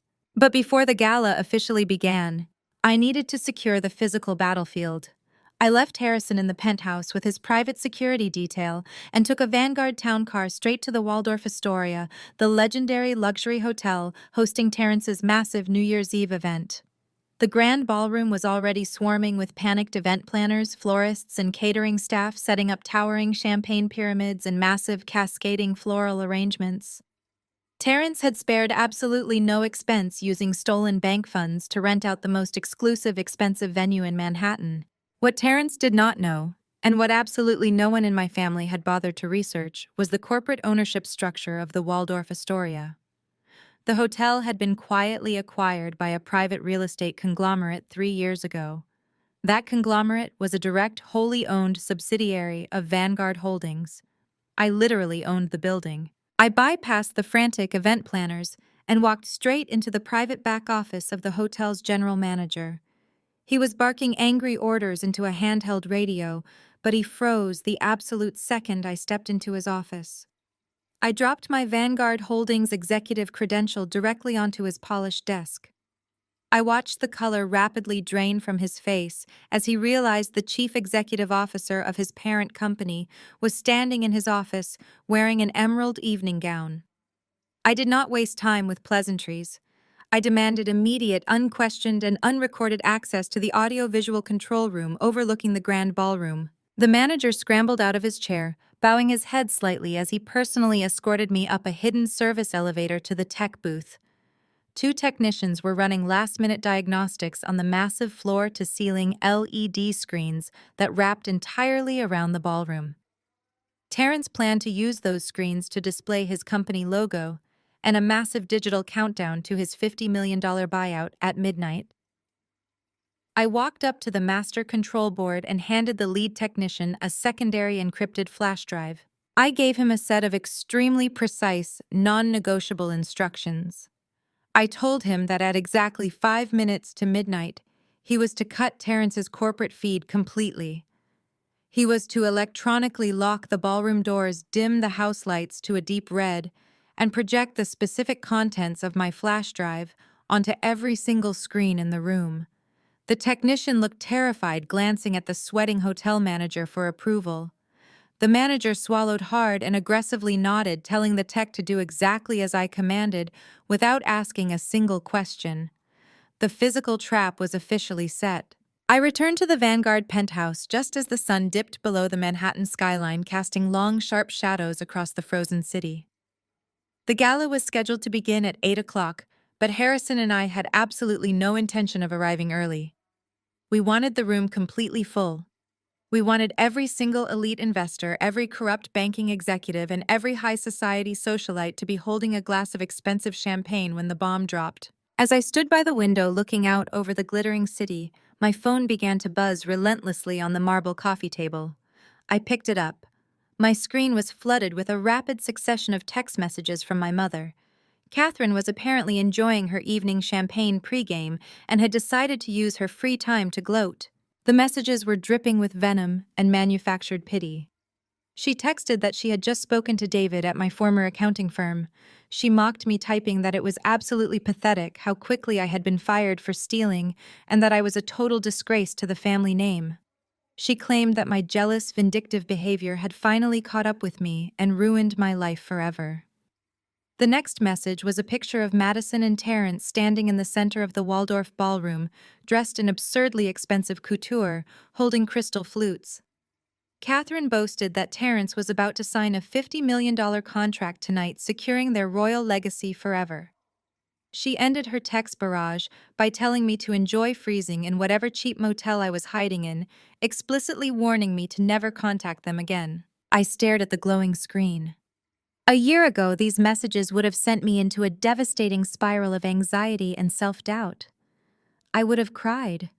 I would have drafted a dozen desperate pleading replies, trying to explain the truth, trying to beg for her maternal understanding. Tonight, I felt absolutely nothing but cold, clinical amusement. She was standing proudly on the deck of a sinking ship, bragging about the view of the iceberg. I did not block her number. I did not reply. I simply locked the phone and slid it into my sparkling clutch. I would let her enjoy her magnificent delusion for exactly 3 more hours. The antique grandfather clock in the penthouse struck 11:15. The final hour was approaching. I turned to Harrison, who was adjusting his silk bow tie in the mirror with steady hands. I asked him if he was ready to attend a party. He gripped his silver walking cane, a dangerous sharp glint in his eye, and told me he had never been more ready for anything in his entire life. We descended to the ground floor, where a fleet of 4 identical armor-plated black SUVs was idling at the curb. Vanguard's elite security team, dressed in sharp black suits with earpieces, opened the doors for us in perfect unison. We slid into the plush leather seats of the lead vehicle. The convoy moved smoothly through the bustling New Year's Eve traffic, cutting a dark, imposing path straight toward the Waldorf Astoria. We pulled up to the front entrance exactly at 11:45. The street was lined with paparazzi society photographers and wealthy onlookers snapping pictures of the late-arriving elite guests. The heavy doors of our SUV swung open. I stepped out first, my emerald gown catching the rapid flash of the cameras. I turned and offered my hand to Harrison. He stepped out onto the plush red carpet, standing tall and completely commanding, leaning heavily on his silver cane. We were entirely uninvited. We were completely unexpected. And as we walked shoulder to shoulder past the velvet ropes and straight toward the glowing grand ballroom, we were fully prepared to detonate their entire empire. The air inside the grand ballroom of the Waldorf Astoria was thick with the heavy scent of imported white orchids and vintage champagne. Terence had transformed the historic legendary space into a garish monument to his own inflated ego. Towering ice sculptures carved into the shape of his technology company's logo dominated the four corners of the room, slowly dripping onto silver trays, while a small army of white-gloved waiters circulated with platters of beluga caviar. The lighting was set to a sharp, icy blue, designed to project an image of sleek, modern technological dominance. It was a perfectly executed illusion, a magnificent glittering facade funded entirely by stolen money, illegal bank loans, and absolute deceit. Harrison and I stood just inside the massive mahogany double doors, completely unnoticed by the distracted celebrating crowd. We watched the sickening display of unearned wealth from the shadows of the entrance. The ballroom was packed shoulder to shoulder with the city's financial elite. Hedge fund managers, venture capitalists, and high society socialites mingled and laughed, clinking crystal flutes, entirely blind to the fact that they were standing directly in the blast radius of a collapsing Ponzi scheme. At the dead center of the room, standing on a slightly elevated VIP dais, was my sister. Madison was absolutely reveling in her manufactured glory, soaking up the attention like a sponge. She wore a custom skin-tight silver gown, entirely encrusted with thousands of micro-diamonds. It caught the icy blue lighting with every movement, making her impossible to ignore. She was surrounded by a tight circle of wealthy, desperate sycophants hanging onto her every word. She tossed her head back and let out a loud, obnoxious laugh, swirling the champagne in her glass. Her voice carried over the ambient noise and the soft music of the string quartet, sharp and dripping with supreme arrogance. She was loudly recounting the fabricated history of Terence's genius, telling a captivated audience of deep-pocketed investors how her husband had single-handedly revolutionized the tech industry. She bragged that Terence had completely sacrificed his personal life to build an algorithm that was going to change the world. She raised her glass high, loudly declaring that by midnight, his absolute brilliance would officially be recognized with a historic $50 million buyout. The crowd around her applauded enthusiastically, raising their own glasses in a toast to the golden couple of the hour. Terence stood a few feet away, deep in conversation with a group of senior banking executives, including my father, William. William looked like a victorious king surveying his newly conquered lands. He wore a smug, self-satisfied grin, clearly intoxicated by the prestige of being the father-in-law to the city's newest tech billionaire.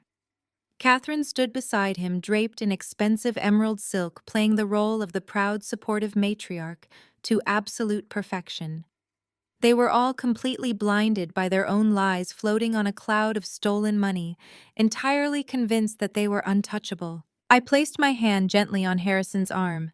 He looked down at me, gave a slow, deliberate nod, and we stepped out of the shadows and directly into the light. We moved down the grand staircase and onto the main ballroom floor.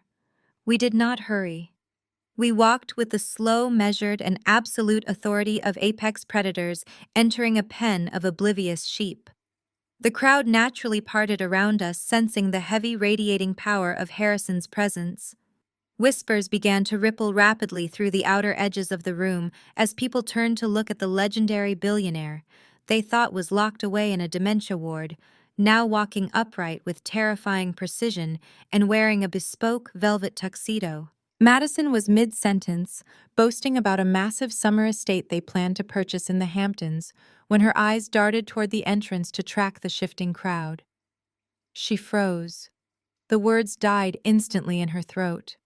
The color completely drained from her heavily contoured face, leaving her looking sickly and pale beneath the glittering diamonds. She stared at Harrison standing tall and imposing without his wheelchair, and then her eyes locked directly onto me. She looked at my custom-tailored emerald gown. She looked at the expensive, flawless styling that had replaced the drab, defeated sister she was so used to terrorizing and mocking. Her absolute shock lasted for only a fraction of a second before it instantly boiled over into a blind, irrational rage. In Madison's mind, I was the designated loser. I was the pathetic, unemployed spinster who was supposed to be freezing in a cheap motel crying over my ruined life. How dare I step into her palace? How dare I wear a dress that eclipsed hers? How dare I bring the grandfather they had tried to institutionalize into the middle of her $50 million victory party? Madison shoved her way aggressively through her circle of admirers, nearly spilling her champagne on a venture capitalist in her haste. She did not walk toward me. She marched directly toward the elevated DJ booth at the side of the room.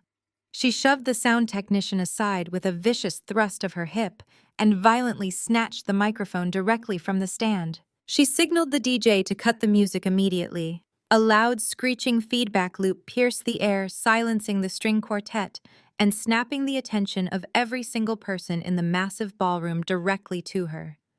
The ambient chatter died instantly. A heavy, highly uncomfortable silence descended over the crowd of hundreds.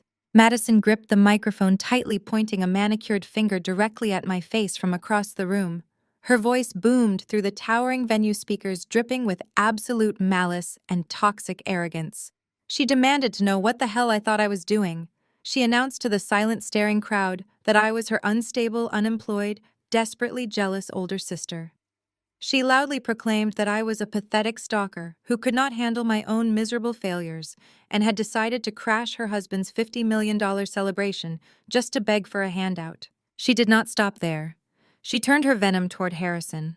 She sneered into the microphone, telling the horrified elite crowd that the old man standing next to me was severely demented, completely out of his mind, and that I had illegally dragged him out of his medical facility to use him as a prop for extortion. William and Catherine pushed their way to the front of the crowd, immediately backing up Madison's vicious public execution.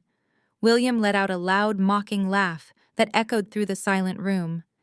He turned to the investors beside him, shaking his head with manufactured pity, declaring that it was an absolute tragedy when a family member went completely off the deep end. Catherine pressed a hand to her chest, putting on a sickening display of maternal embarrassment. She called out to me, telling me I was a total disgrace, demanding I stop humiliating myself and leave the premises immediately before they were forced to have me arrested. The wealthy crowd, taking their cue from the hosts, began to murmur and laugh. Derisive chuckles rippled through the sea of tuxedos and evening gowns. They looked at me with a mixture of amusement and utter disdain, viewing me as nothing more than a desperate, unhinged peasant trying to ruin a royal coronation. Terence stood on the VIP dais, swirling his drink, a cruel, victorious smirk plastered across his face. He thought this was the ultimate triumph. He thought Madison was burying me exactly as he had promised to do outside the courthouse. Madison raised the microphone to her lips for the final blow. Her eyes burned with a manic, victorious fire. She screamed into the microphone, her voice shrill and echoing off the vaulted ceiling, demanding that hotel security immediately step forward and throw this pathetic trash out into the freezing street where it belonged. At her command, the heavy wooden doors at the perimeter of the ballroom swung open. A half-dozen massive hotel security guards in dark suits moved swiftly into the room. They marched in perfect formation, parting the crowd aggressively as they closed in on Harrison and me. The guests stepped back quickly, creating a wide circle, eagerly anticipating the physical spectacle of my forced removal. Madison smiled, crossing her arms over her diamond-encrusted chest, waiting for the guards to lay their hands on me and drag me away. The lead security guard reached out his heavy hand inches from my shoulder, but before a single finger could touch my silk gown, a man in a pristine, tailored tuxedo sprinted across the ballroom floor. It was the general manager of the Waldorf Astoria. He was sweating profusely, his face pale with absolute panic. He threw himself directly between me and the advancing security team, throwing his arms out wide to halt their progress. He aggressively shoved the lead guard backward, barking a frantic, furious order for them to stand down immediately. The entire ballroom watched in stunned, breathless confusion. Madison frowned, leaning far over the DJ booth, demanding to know what the manager thought he was doing and ordering him to remove me at once. The manager ignored her completely. He turned his back to the furious crowd. He looked directly at me, his eyes wide with terrified respect, and bowed deeply, bending entirely at the waist, in a public display of absolute, unquestioned submission. He then turned, marched directly up to the DJ booth, and ripped the microphone straight out of Madison's hands. She gasped in shock, stumbling backward against the soundboard. The manager stepped to the absolute edge of the stage, his hands trembling slightly as he gripped the microphone. He looked out over the sea of silent, highly confused billionaires, bankers, and socialites. He cleared his throat, and his voice boomed through the speakers, steady and resonant, shattering my family's delusion forever. He announced to the room that there had been a profound, terrible misunderstanding. He asked the ladies and gentlemen in attendance to direct their absolute attention to the center of the floor. He demanded complete silence and respect as he officially welcomed the absolute owner of the venue and the newly appointed Chief Executive Officer of Vanguard Holdings Page. The words spoken by the general manager hung in the cavernous, icy blue space of the grand ballroom, suspended in the air like a physical weight. He had not just spoken them. He had declared them with absolute trembling reverence. The title of Chief Executive Officer of Vanguard Holdings was not just a corporate designation. In this specific room, surrounded by this specific crowd of elite venture capitalists and hedge fund managers, Vanguard Holdings was the absolute apex predator. They were the apex financial institution that practically owned the skyline of Manhattan, and the manager had just publicly handed that crown directly to me. The silence that followed was absolute. It was a thick, suffocating vacuum of sound. The string quartet had long since stopped playing.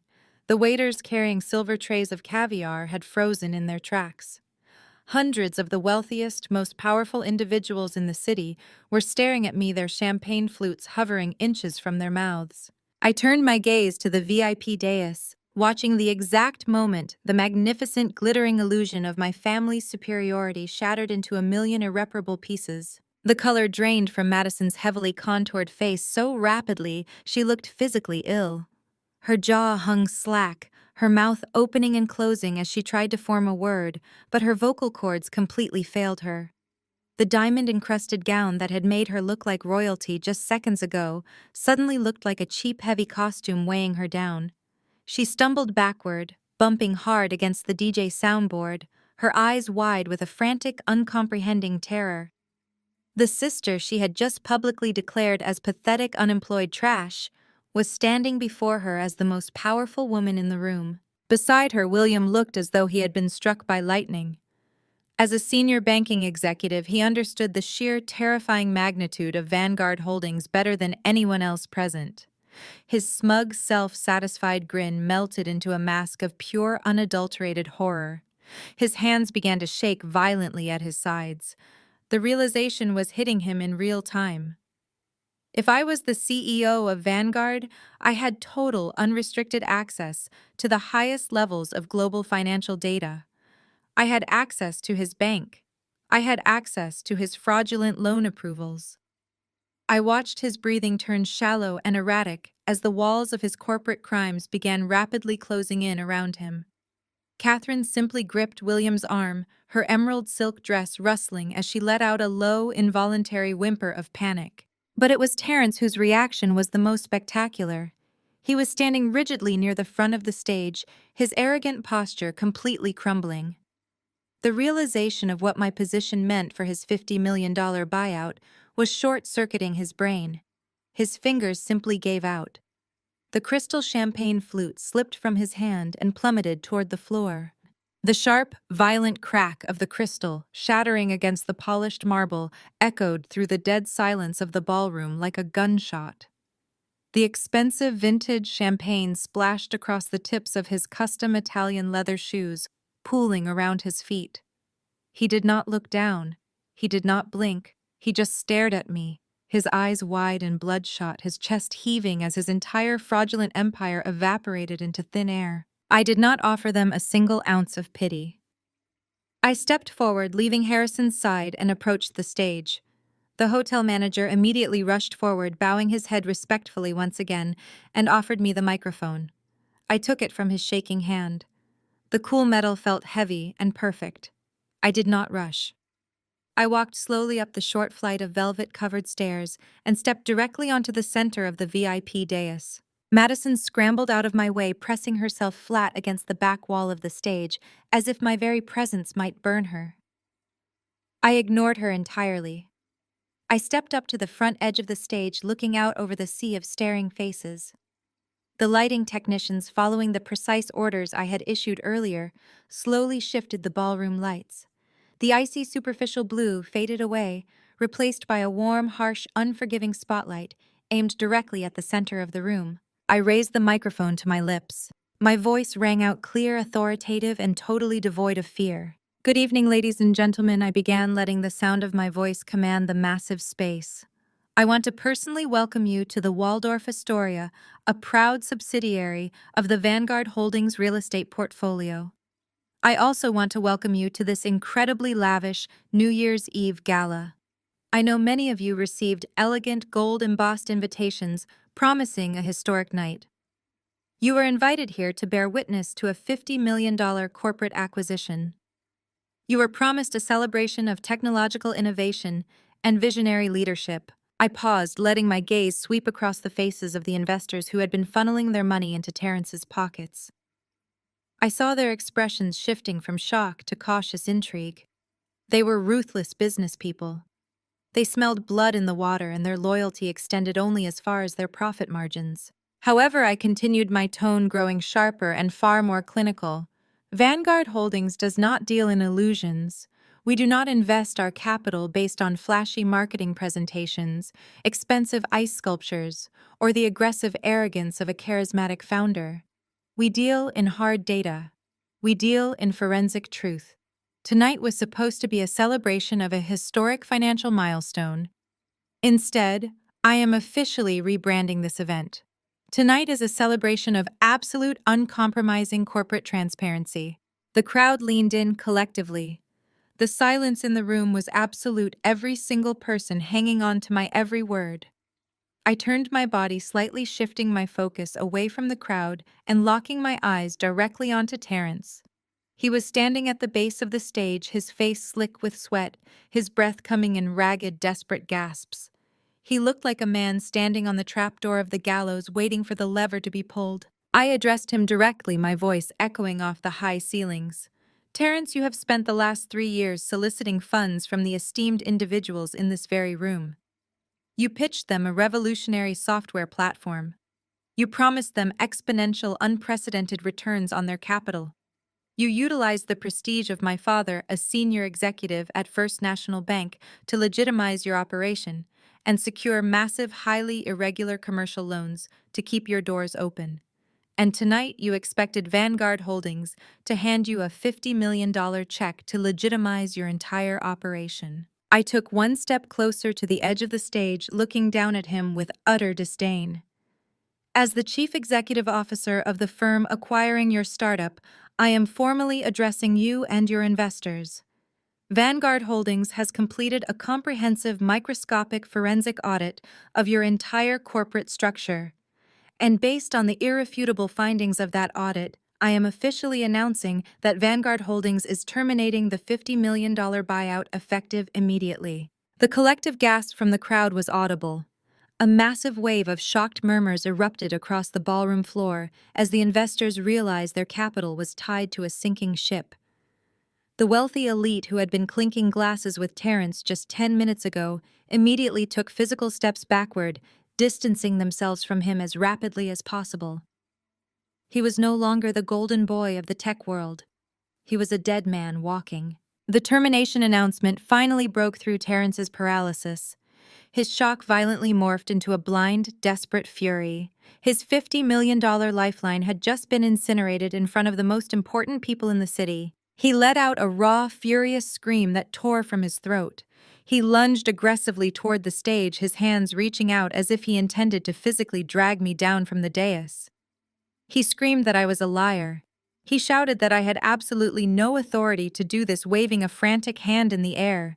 He roared at the top of his lungs that we had a signed, legally binding letter of intent, that he was going to sue Vanguard Holdings into the ground, and that his lawyers would tear me to pieces for breach of contract and public defamation. He reached the bottom of the stairs, preparing to charge up onto the stage, but the massive hotel security guards intercepted him instantly. 2 men in dark suits grabbed Terrence by the shoulders, forcefully shoving him backward and pinning his arms to his sides.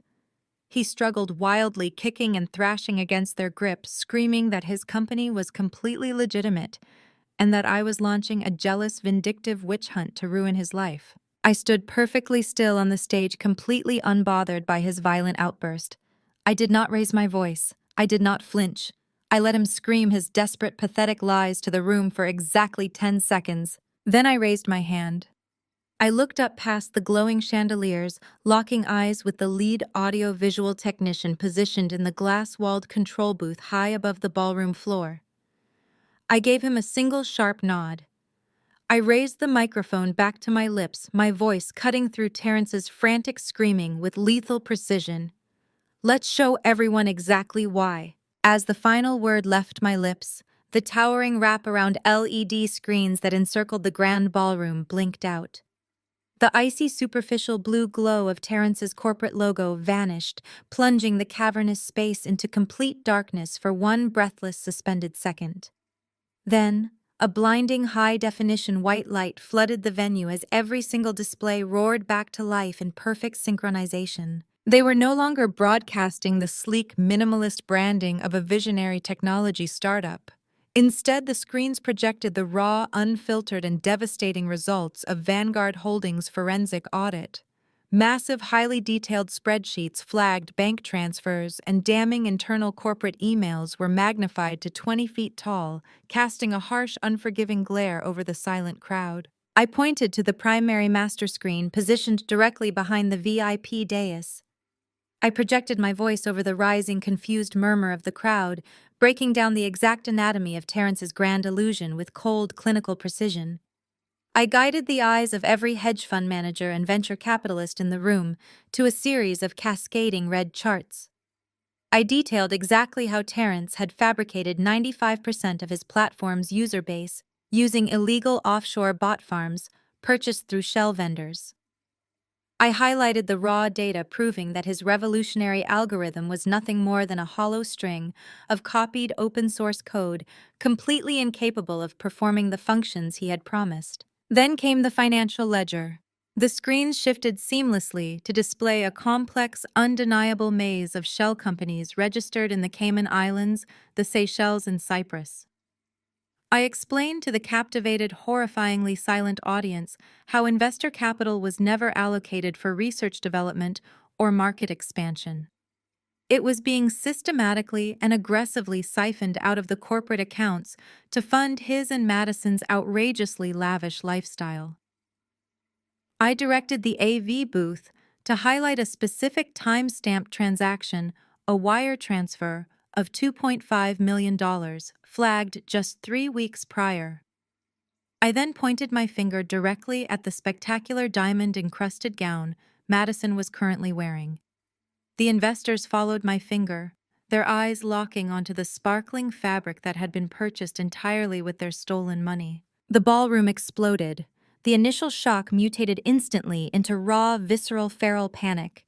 These were not amateur investors. They were ruthless, highly analytical financial titans who suddenly realized they had been played for absolute fools. Shouts of pure outrage echoed off the vaulted, hand-painted ceilings. A prominent venture capitalist standing near the front of the stage threw his crystal champagne flute against a marble pillar, shattering it into sparkling dust as he screamed obscenities at Terrence. The polite, sophisticated elite transformed into an angry mob within seconds, demanding their capital-threatening lawsuits and screaming for blood. But I was far from finished. I raised my hand, signaling the tech booth once again. The screens shifted abruptly, leaving Terrence's offshore accounts behind. I turned my absolute attention to my father. William had been slowly backing away from the VIP dais, desperately trying to put physical distance between himself and the toxic fallout of his son-in-law.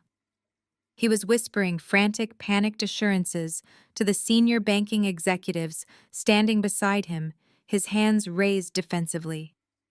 I spoke his name into the microphone.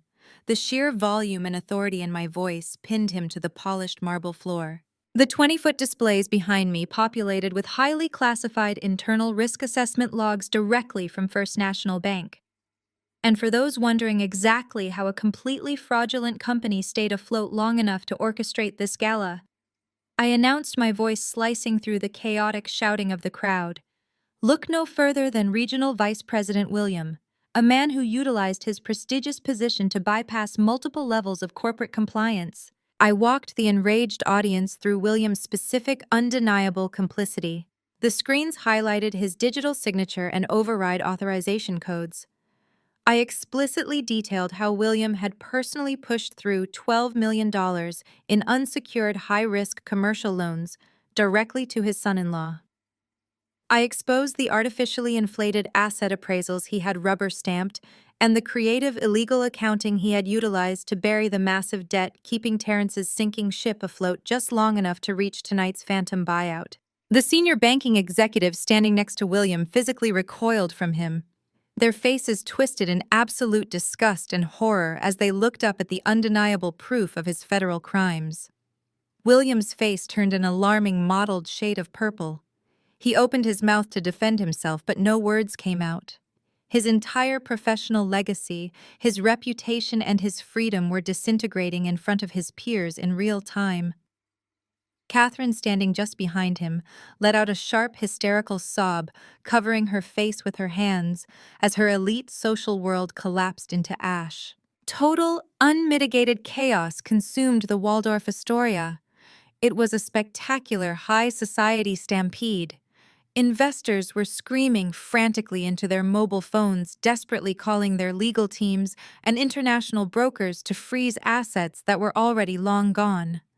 Women in couture gowns shoved past one another, entirely abandoning their decorum in a desperate bid to escape the suffocating atmosphere of financial ruin. Terrence suddenly realized the absolute terrifying finality of his situation. His arrogance evaporated completely, replaced by the primal adrenaline-fueled panic of a cornered animal facing a cage. He looked at the screaming investors closing in on him. He looked at the damning evidence glowing on the screens above. He violently shoved an angry hedge fund manager out of his way and blindly sprinted toward the rear service doors, hoping to vanish into the labyrinth of the hotel's underground kitchens. He did not make it past the velvet ropes. At my silent command, Vanguard Holdings' elite private security detail stepped out from the perimeter shadows. The heavy brass-trimmed mahogany doors surrounding the ballroom slammed shut in perfect, terrifying unison.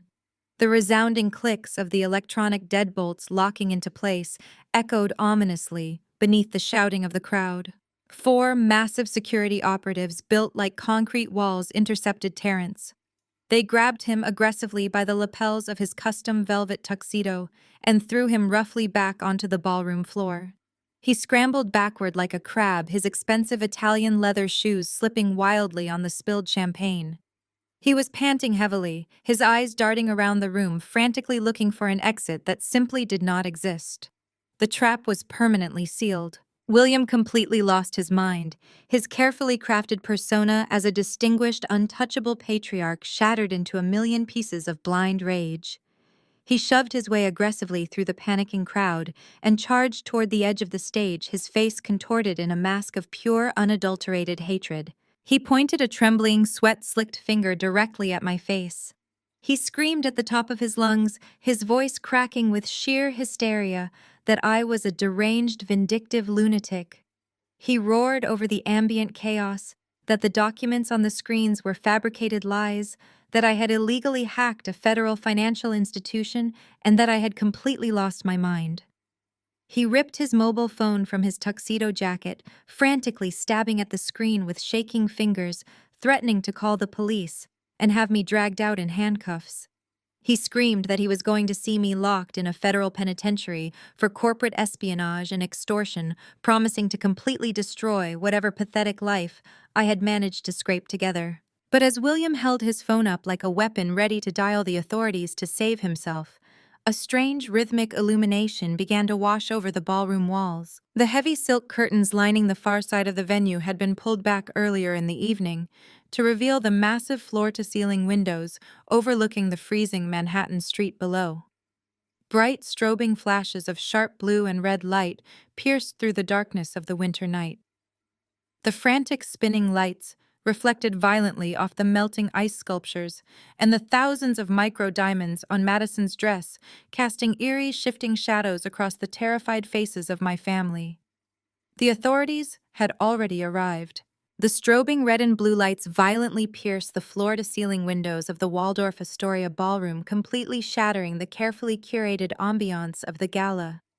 The frantic spinning colors washed over the terrified faces of the financial elite, reflecting off the crystal chandeliers and the melting ice sculptures in a dizzying, chaotic display. The heavy mahogany doors, previously locked tight by Vanguard Holdings security, were suddenly thrown wide open from the inside. A tidal wave of federal agents flooded into the grand space. They wore dark navy windbreakers with the bright yellow letters of the Federal Bureau of Investigation emblazoned across their backs. They moved with terrifying absolute precision, a stark and jarring contrast to the delicate silks and bespoke velvet tuxedos worn by the panicking guests. The sound of heavy tactical boots stomping against the polished marble floor echoed like a drumbeat of doom, cutting through the high-pitched gasps and frantic murmuring of the crowd. William stood frozen near the edge of the stage, his arm still raised, his mobile phone clutched in his trembling hand. He had just threatened to call the police to have me arrested for corporate espionage. As the sea of federal agents swarmed the room, a brief, fleeting look of triumphant relief washed over his face. His arrogant, deeply ingrained sense of entitlement tricked him into believing that the authorities had actually arrived to rescue him, to restore his version of order, and to punish the daughter who had dared to step out of line. That delusion evaporated in less than 3 seconds. The lead FBI agent, a tall, broad-shouldered man with a face carved from granite, did not even glance in my direction. He marched straight past the murmuring crowd of hedge fund managers, his eyes locked entirely on the VIP dais. He signaled to his team with a sharp flick of his wrist. 6 heavily armed agents immediately broke formation and moved with lethal speed directly toward Terrence and William. Terrence was still pinned against the front of the stage by my Vanguard security operatives. He was sweating profusely, his chest heaving, his eyes darting frantically toward the exits that were now blocked by federal authorities. The Vanguard guards seamlessly stepped back, handing their prisoner directly over to the FBI. The lead agent grabbed Terrence roughly by the shoulder and spun him around. Terrence let out a loud, indignant squawk, attempting to wrench his arm free. He puffed out his chest desperately, trying to project the authority of a tech billionaire. He screamed at the agent, demanding to know if they had any idea who he was threatening to have their badges for laying hands on a man of his immense net worth. The agent did not flinch. He shoved Terrence forward, slamming him hard against the massive, dripping ice sculpture of his own fraudulent corporate logo. The impact sent a spiderweb of deep cracks through the frozen block. The icy water splashed across Terrence's face, ruining his perfectly styled hair and soaking the collar of his expensive velvet tuxedo. The agent read Terrence his rights in a loud, clear, echoing voice. He listed the specific charges with absolute devastating clarity: wire fraud, securities fraud, aggravated identity theft, international money laundering, conspiracy to defraud federal financial institutions. With every single charge announced to the silent, staring ballroom, another piece of Terrence's fabricated empire shattered. The sharp, metallic click of heavy steel handcuffs locking around his wrists sounded like the final nail being driven into his coffin. William watched his son-in-law get shackled to the melting ice, and sheer panic finally overrode his arrogance. He took a hasty step backward, bumping into a prominent venture capitalist who immediately shoved him away in disgust. 2 federal agents flanked William, stepping directly into his personal space. William puffed up his chest, adjusting his silk tie with shaking fingers, attempting to summon the formidable, terrifying patriarch persona he had used to control our family for decades. He looked at the arresting agents and adopted his most condescending, authoritative banking executive voice. He stated his full name and his title as a regional vice president at First National Bank. He loudly warned the agents that they were making a catastrophic jurisdictional error, casually dropping the names of federal judges and powerful politicians he claimed to play golf with every weekend. He demanded they unhand him immediately, promising to ruin their careers before the sun came up. The agents looked at him with absolute profound boredom. They had dealt with arrogant white-collar criminals 100 times before. The agent on his right simply grabbed William's arm, twisted it sharply behind his back, and forced him to bend forward at the waist. William let out an undignified yelp of pain, his knees buckling slightly as the handcuffs were violently slapped onto his wrists. He struggled, thrashing his shoulders, screaming for his banking colleagues to intervene. He looked desperately at the senior executives from his own firm, men he had shared expensive scotch with just 20 minutes prior. He begged them to call the bank's legal team to vouch for his character to stop this unbelievable outrage. Every single executive turned their back on him. They completely averted their eyes, physically stepping away to ensure they were not in any photographs or associated with him in any capacity. In the span of 60 seconds, William went from an untouchable king of the financial district to a radioactive pariah. He was entirely abandoned by the corrupt system he had worshipped his entire life. As the agents began to physically drag William and Terrence across the ballroom floor toward the main exit, Madison finally broke. She had been standing near the DJ booth, paralyzed by shock, watching her $50 million fairy tale disintegrate into a federal indictment. As she saw her husband being hauled away in handcuffs, the reality of her new existence hit her with the force of a freight train. The luxury cars, the Hamptons estate, the private jets, the endless shopping sprees, the superior social status. She used to torment everyone around her. It was all completely gone. She was no longer a tech billionaire's wife. She was the spouse of a convicted felon, completely broke, and publicly humiliated on the grandest scale imaginable. Madison let out a visceral, blood-curdling scream. It was a raw sound of pure, unadulterated agony that echoed painfully off the high ceilings. Her knees gave out completely.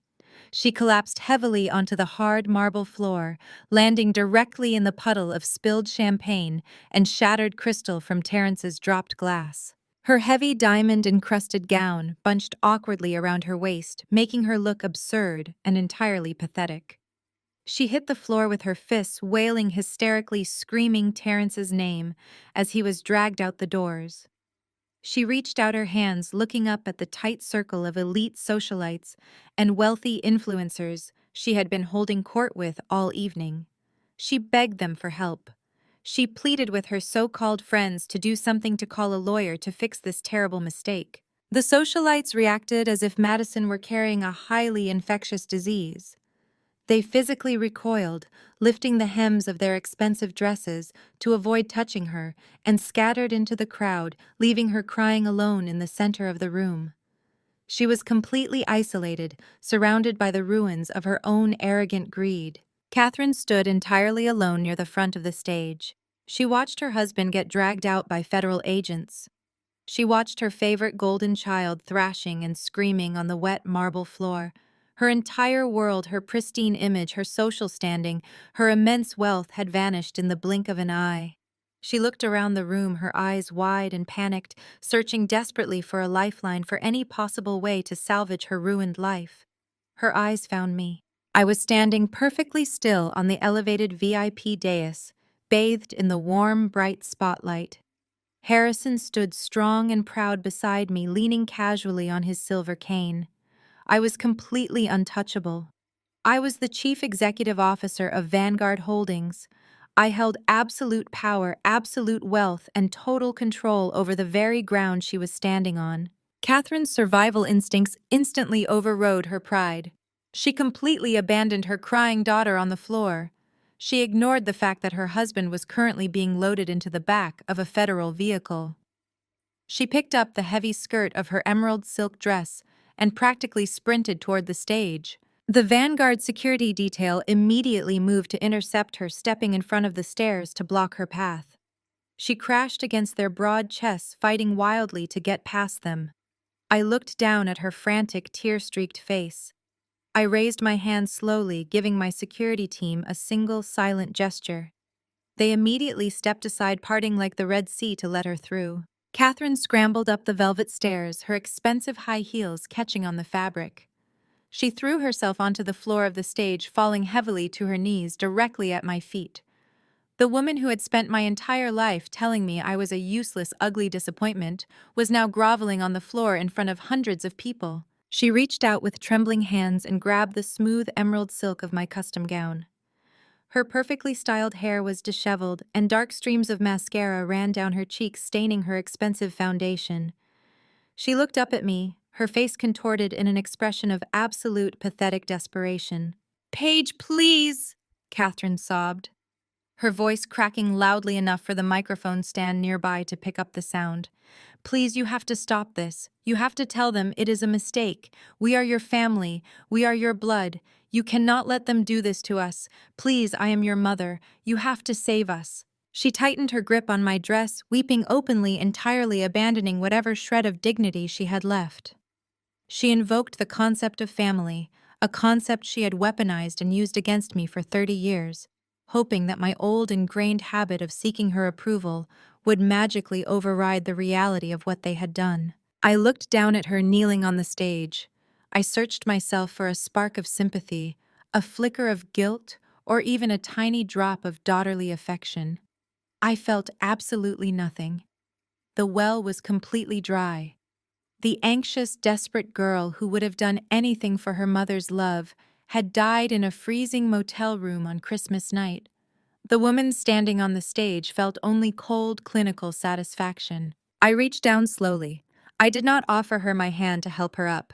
I simply placed my fingers on her trembling hands and firmly, deliberately pried her desperate grip off my dress.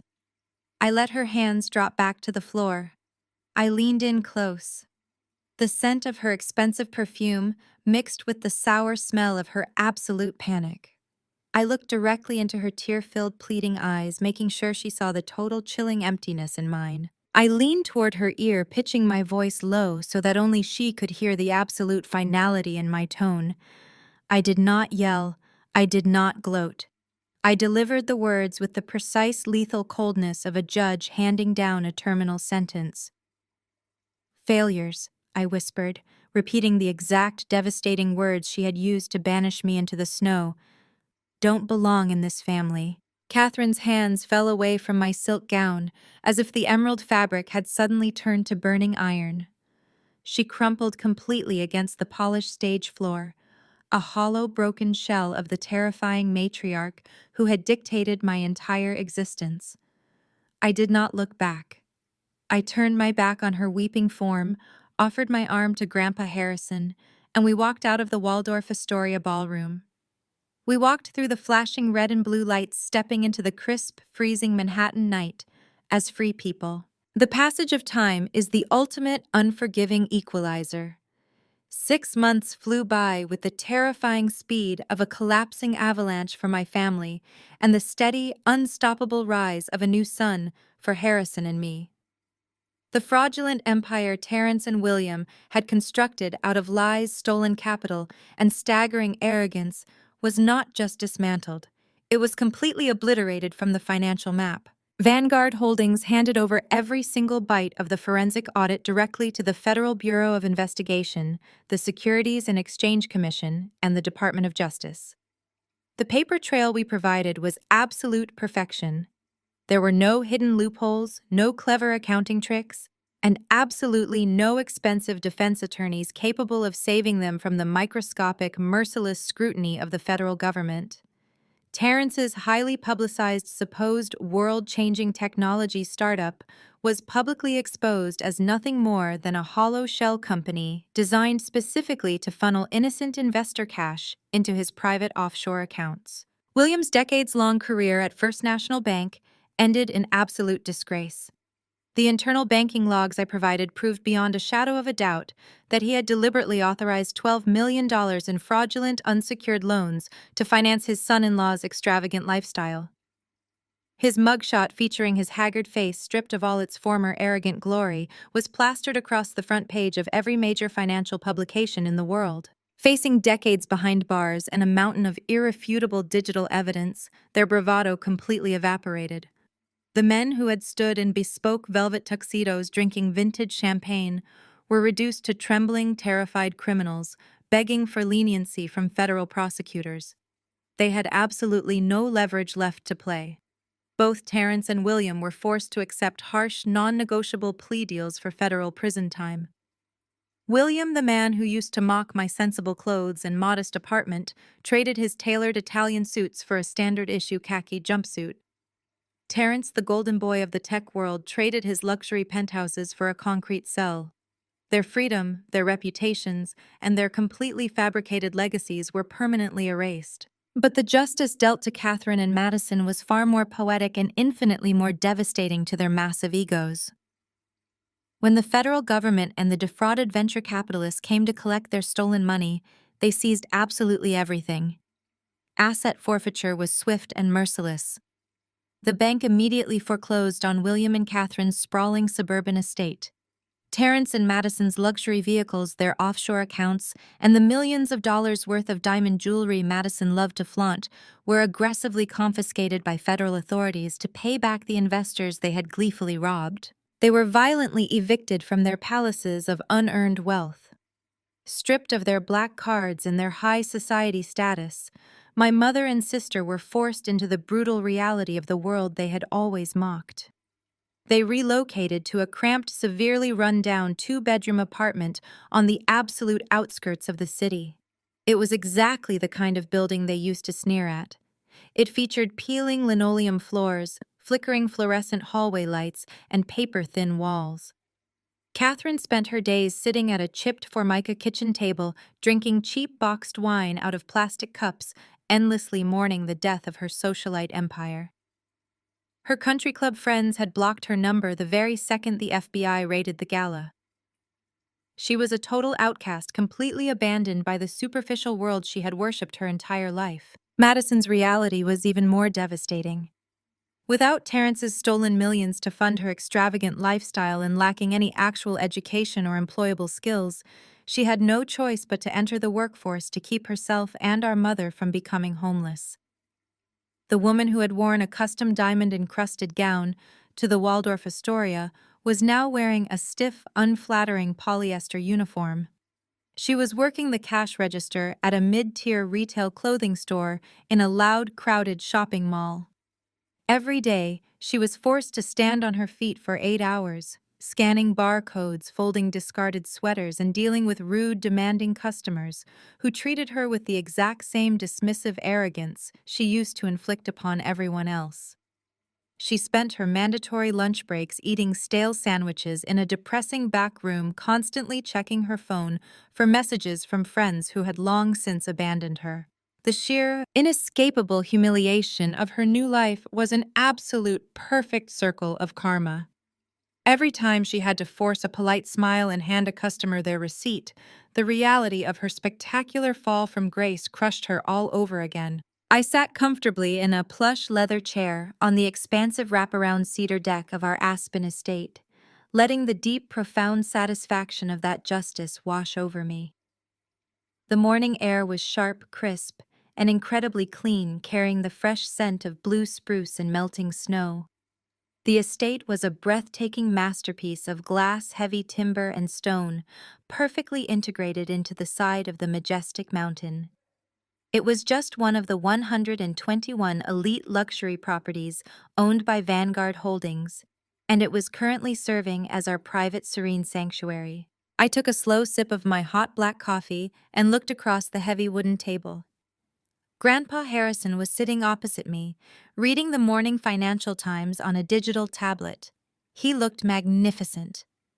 The frail, disoriented, shuffling old man my family had intentionally over-medicated and shoved into a freezing snowbank was entirely gone. He was vibrant, healthy, and thriving. His mind was incredibly sharp, his eyes bright with intelligence and renewed purpose. The world respected him again. He had reclaimed his rightful place as a legendary titan of industry, and he had done it alongside the only family member who actually cared about his life rather than his bank accounts. We had spent the morning discussing global market trends, completely free from the toxic, suffocating influence of the people who had tried to destroy us. I had spent the last 6 months stepping fully into my role as the Chief Executive Officer of Vanguard Holdings. I was no longer the invisible, drab accountant hiding in oversized wool sweaters. I was running a multi-billion-dollar empire, and I was doing it with the exact opposite philosophy of my corrupt family. Where they utilized deceit, theft, and ruthless manipulation to create an illusion of wealth, I utilized forensic transparency, structural integrity, and actual measurable hard work. I demanded absolute excellence from my corporate teams, but I also demanded absolute ethical compliance.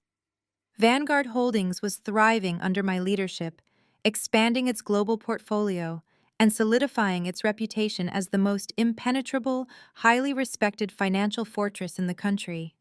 I was a force to be reckoned with, and I had earned every single ounce of my authority. I leaned back in my chair, resting my hands on the warm ceramic of my coffee mug, and looked out over the vast, towering peaks of the Rocky Mountains.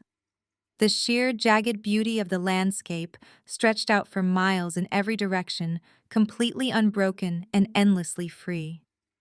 The sunlight caught the snow-capped peaks, making them glitter like the diamonds my sister used to wear. But this beauty was real, permanent, and earned. I thought about the word failure. It was the word my mother had wielded like a weapon for 30 years.